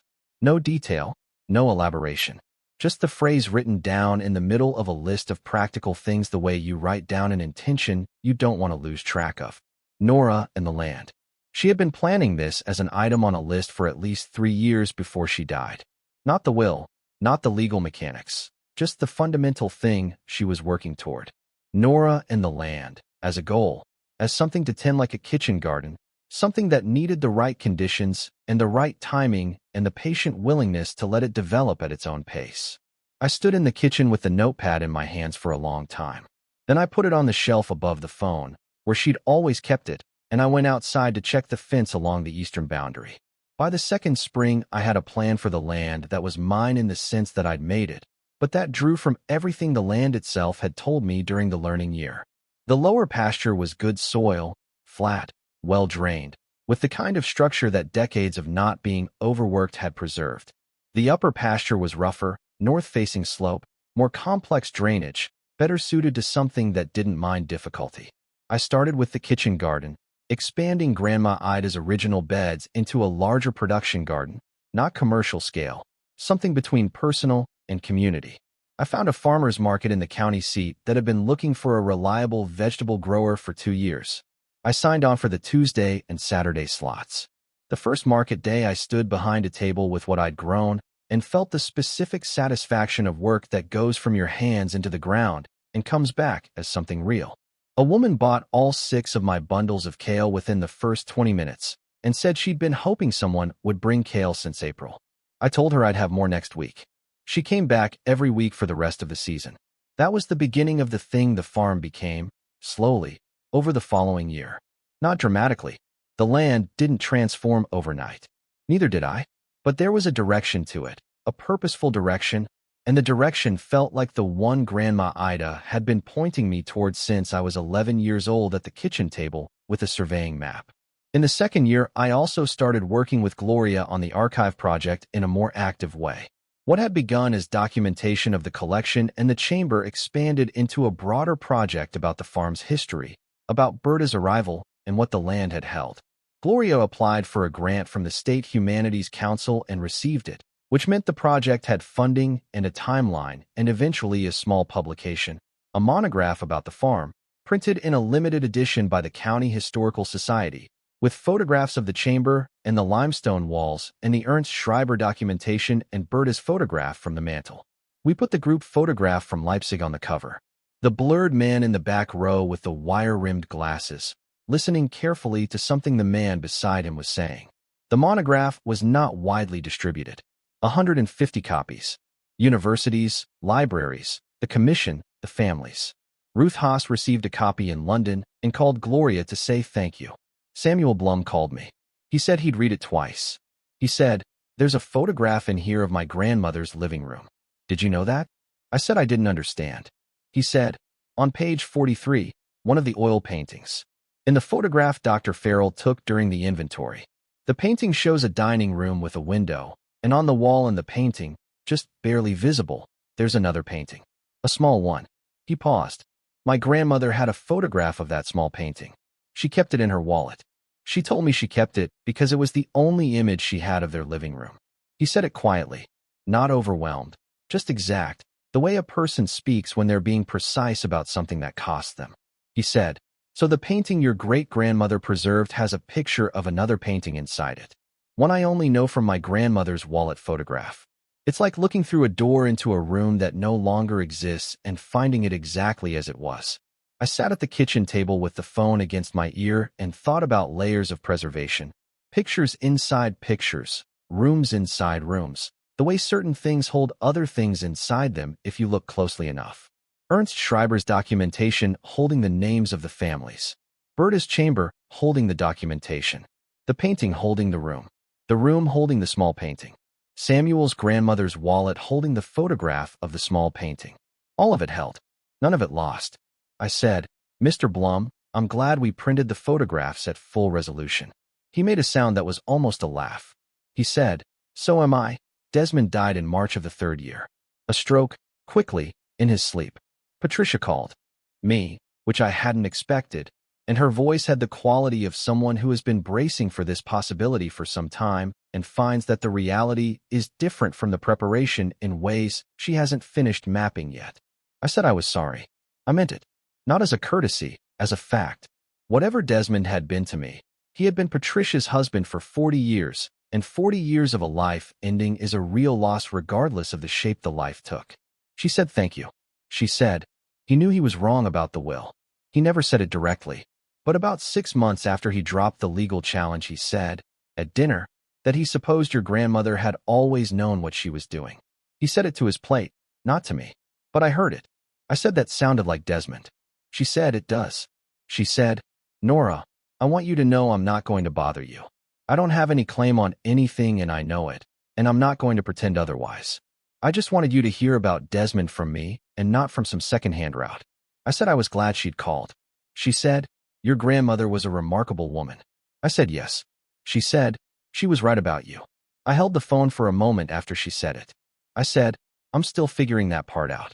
She said she thought that was probably the right approach. Then she said goodbye and hung up. I sat at the kitchen table after the call and thought about Desmond saying, to his plate, that he supposed my grandmother had always known what she was doing. The concession that cost something, delivered to a dinner plate instead of a person because he didn't have the mechanism for delivering it any other way. It was not an apology. It was not reconciliation. It was just a man at the end of his life acknowledging, in the only way available to him, that he'd been wrong. That was something. Not enough, maybe, but something. I went out to the kitchen garden and worked for 2 hours in the March cold and came back inside and made dinner and ate it, and that was the day. That was enough. The third spring, May, I got a call from Dr. Hendrik Vogel. He didn't call often. When he did, it was usually to tell me about something related to the case, a new development in one of the institutional transfers, a scholarly reference to the collection in a German journal. This call was different. He said he was speaking at a conference in Washington in June, an international symposium on wartime cultural property and restitution. He said he'd been asked to deliver the keynote address. He said he wanted to talk about the Calloway collection, about Berta Schreiber, about the documentation in the strongbox, about what it represented in the larger history of preservation networks. He said, I would like to acknowledge you in the address. With your permission. I said he could acknowledge the farm, and Grandma Ida, and Berta. He didn't need to mention me specifically. He was quiet for a moment.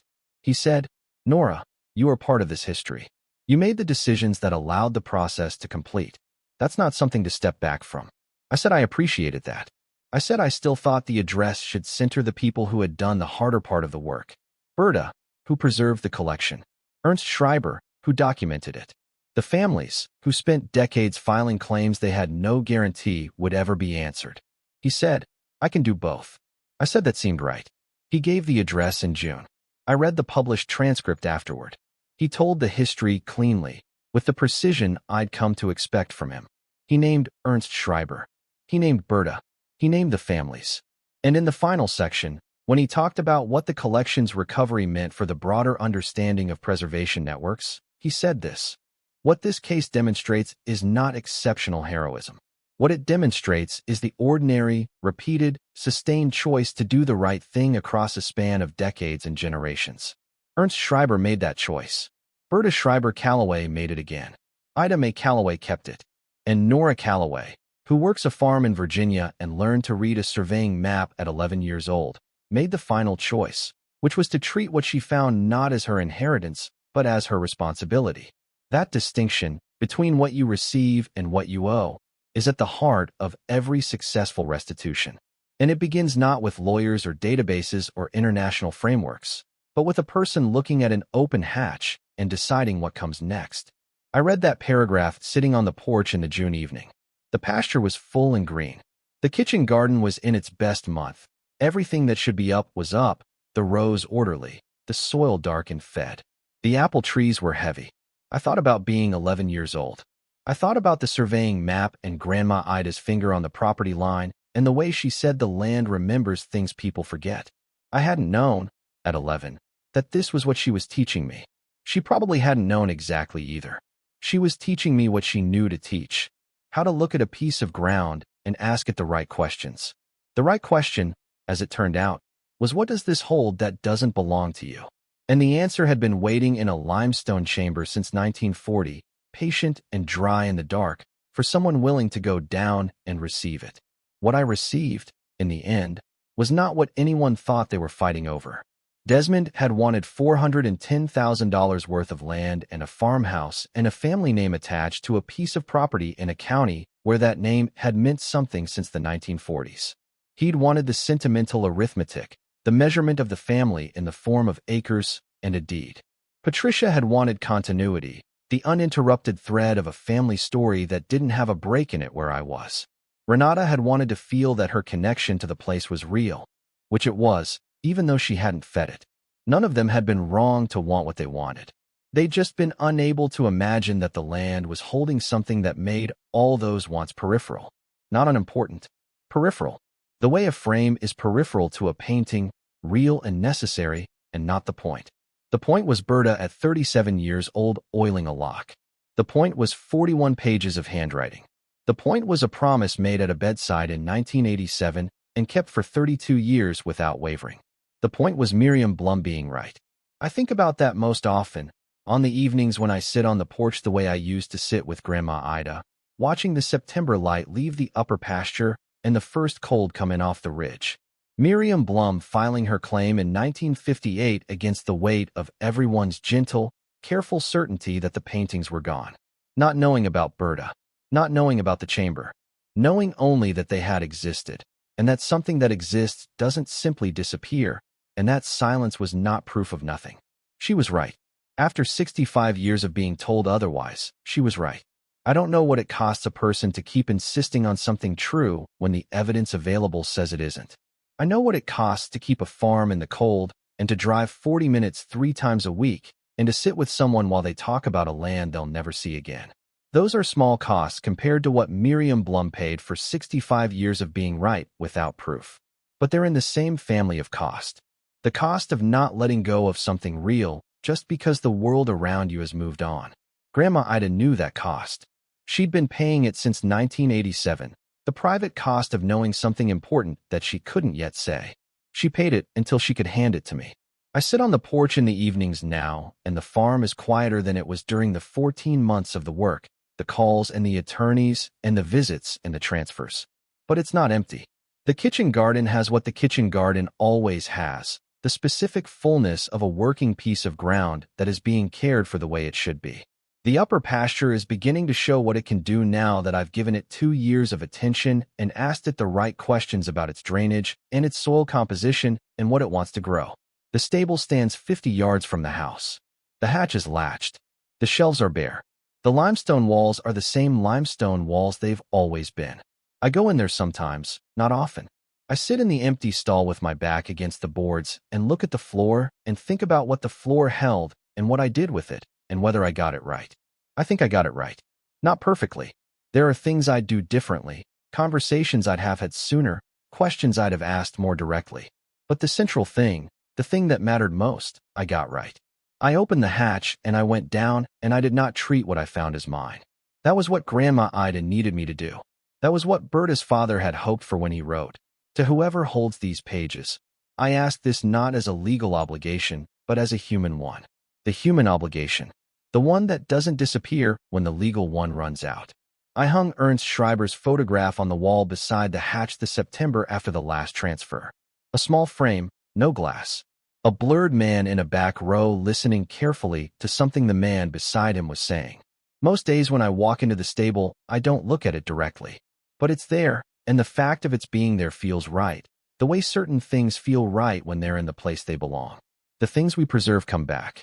Not always in the form we expect. Not always in our lifetime. Not always in a way the person who started the preservation ever gets to see. But they come back. The crocuses come back every March without being asked. The kitchen garden responds to what you put into it with a faithfulness that is almost formal. The upper pasture, given 2 years of honest attention, is beginning to show what it was capable of all along. The land remembers things people forget. You have to learn to ask it the right questions. I'm still learning. I think that's the right approach. I think Grandma Ida would say so if she were on the porch beside me in the September evening, watching the last light leave the pasture, her hands around a coffee cup the way she always held a coffee cup, the specific warmth of a person who has spent a long life paying attention to the right things. She would say, "You're not done yet." And she'd be right. I'm not done. But the chamber is empty, and the names have been spoken, and the silence has lifted. That's enough for now. That's what she left me. There is a specific kind of loneliness that belongs to people who know things they can't yet say. I didn't understand that fully until the summer after the last transfer, when the work was done and the farm was just the farm again. I was weeding the east bed on a Tuesday morning when it arrived, not as a thought, but as a physical recognition, the way cold moves through a house when you open a door. I understood, standing in a garden with dirt on my knees, what Grandma Ida had been carrying for 32 years. Not the weight of a secret, the weight of a knowing that had no home yet. She had known since 1987 that there were families searching for things she could tell them were not lost.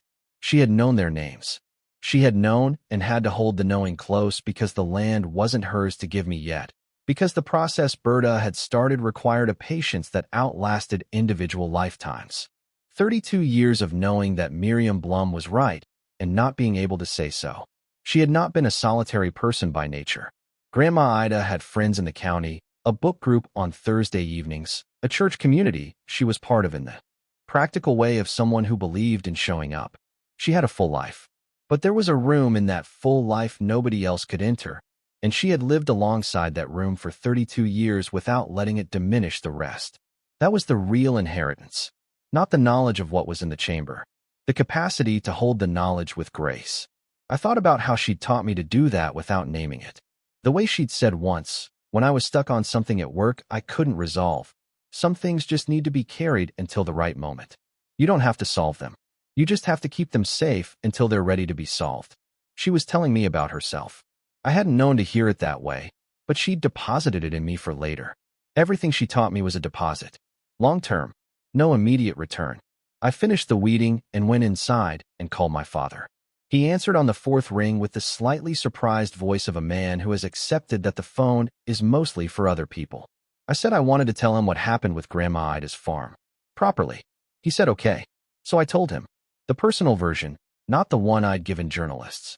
The brass key and the limestone steps and Berta's face in the photograph and Samuel Bloom's hand on the shelf.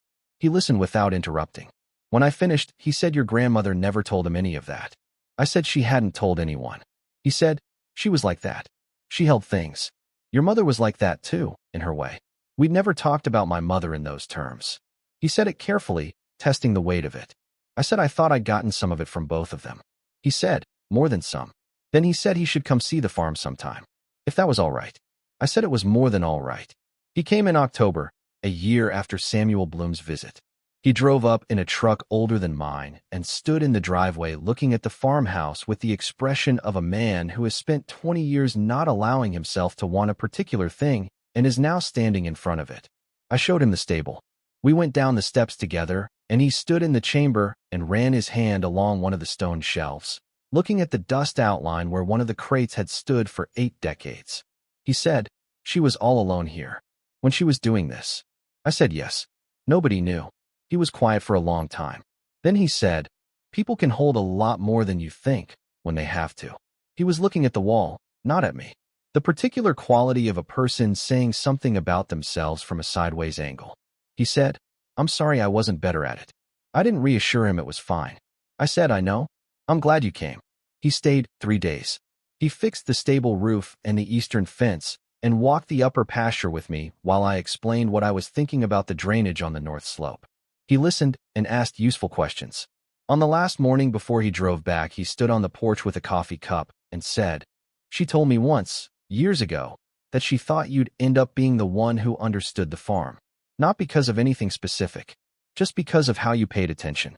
He said, I should have paid more attention to what she was paying attention to. I said, you're here now. He said he'd come back in the spring. I said it would be. He drove down the county road, and I stood on the porch and watched the truck until it turned onto the highway. The last thing I want to tell you is about Renata. She called the spring before my father came.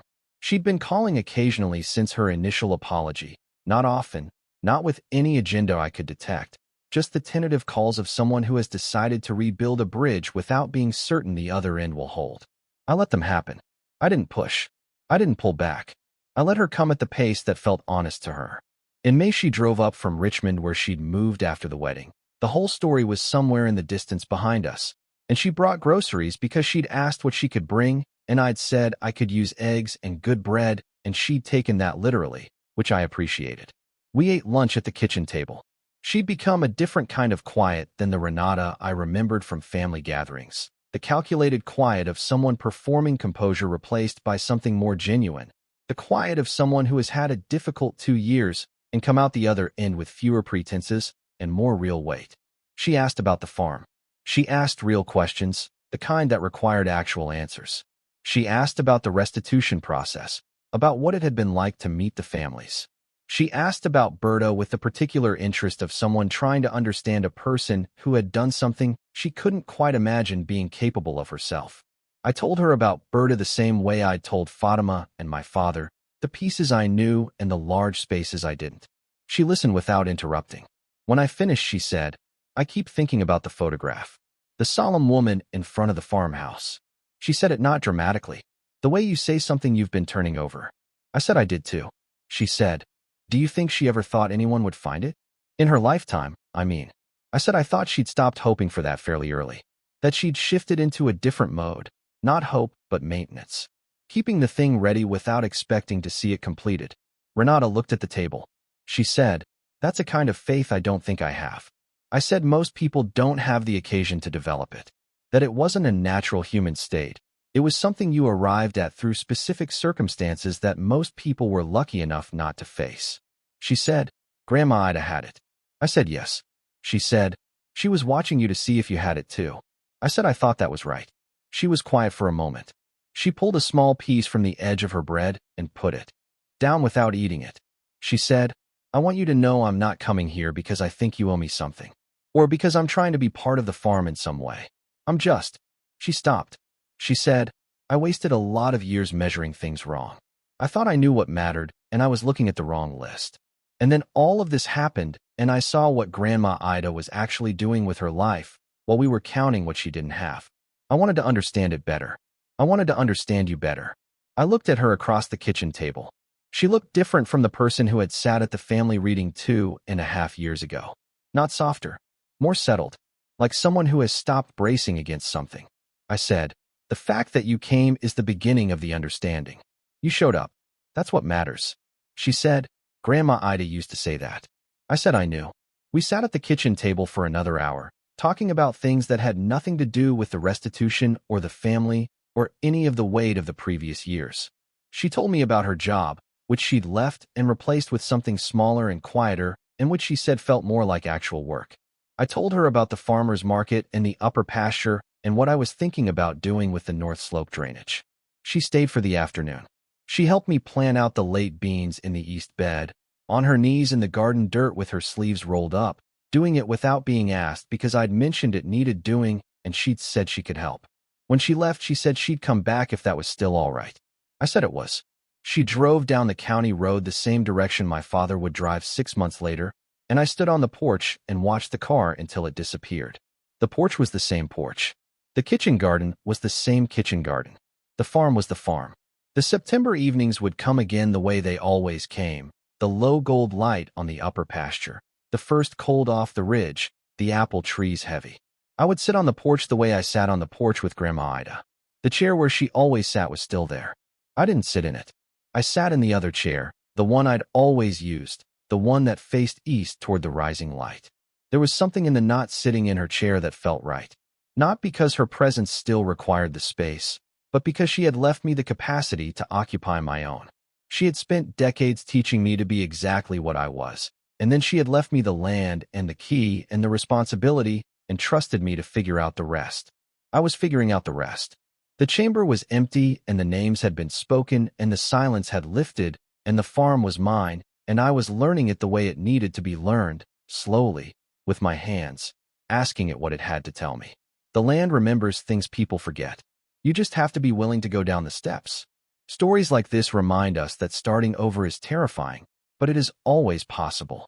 If you or someone you love is facing a total reset right now, whether from a divorce, a loss, or a financial disaster, you need a plan. Scan the QR code on your screen or click the link below to get the Phoenix Blueprint for just $17. It gives you the exact steps you need to take in the first 48 hours and a 90-day plan to get your independence back.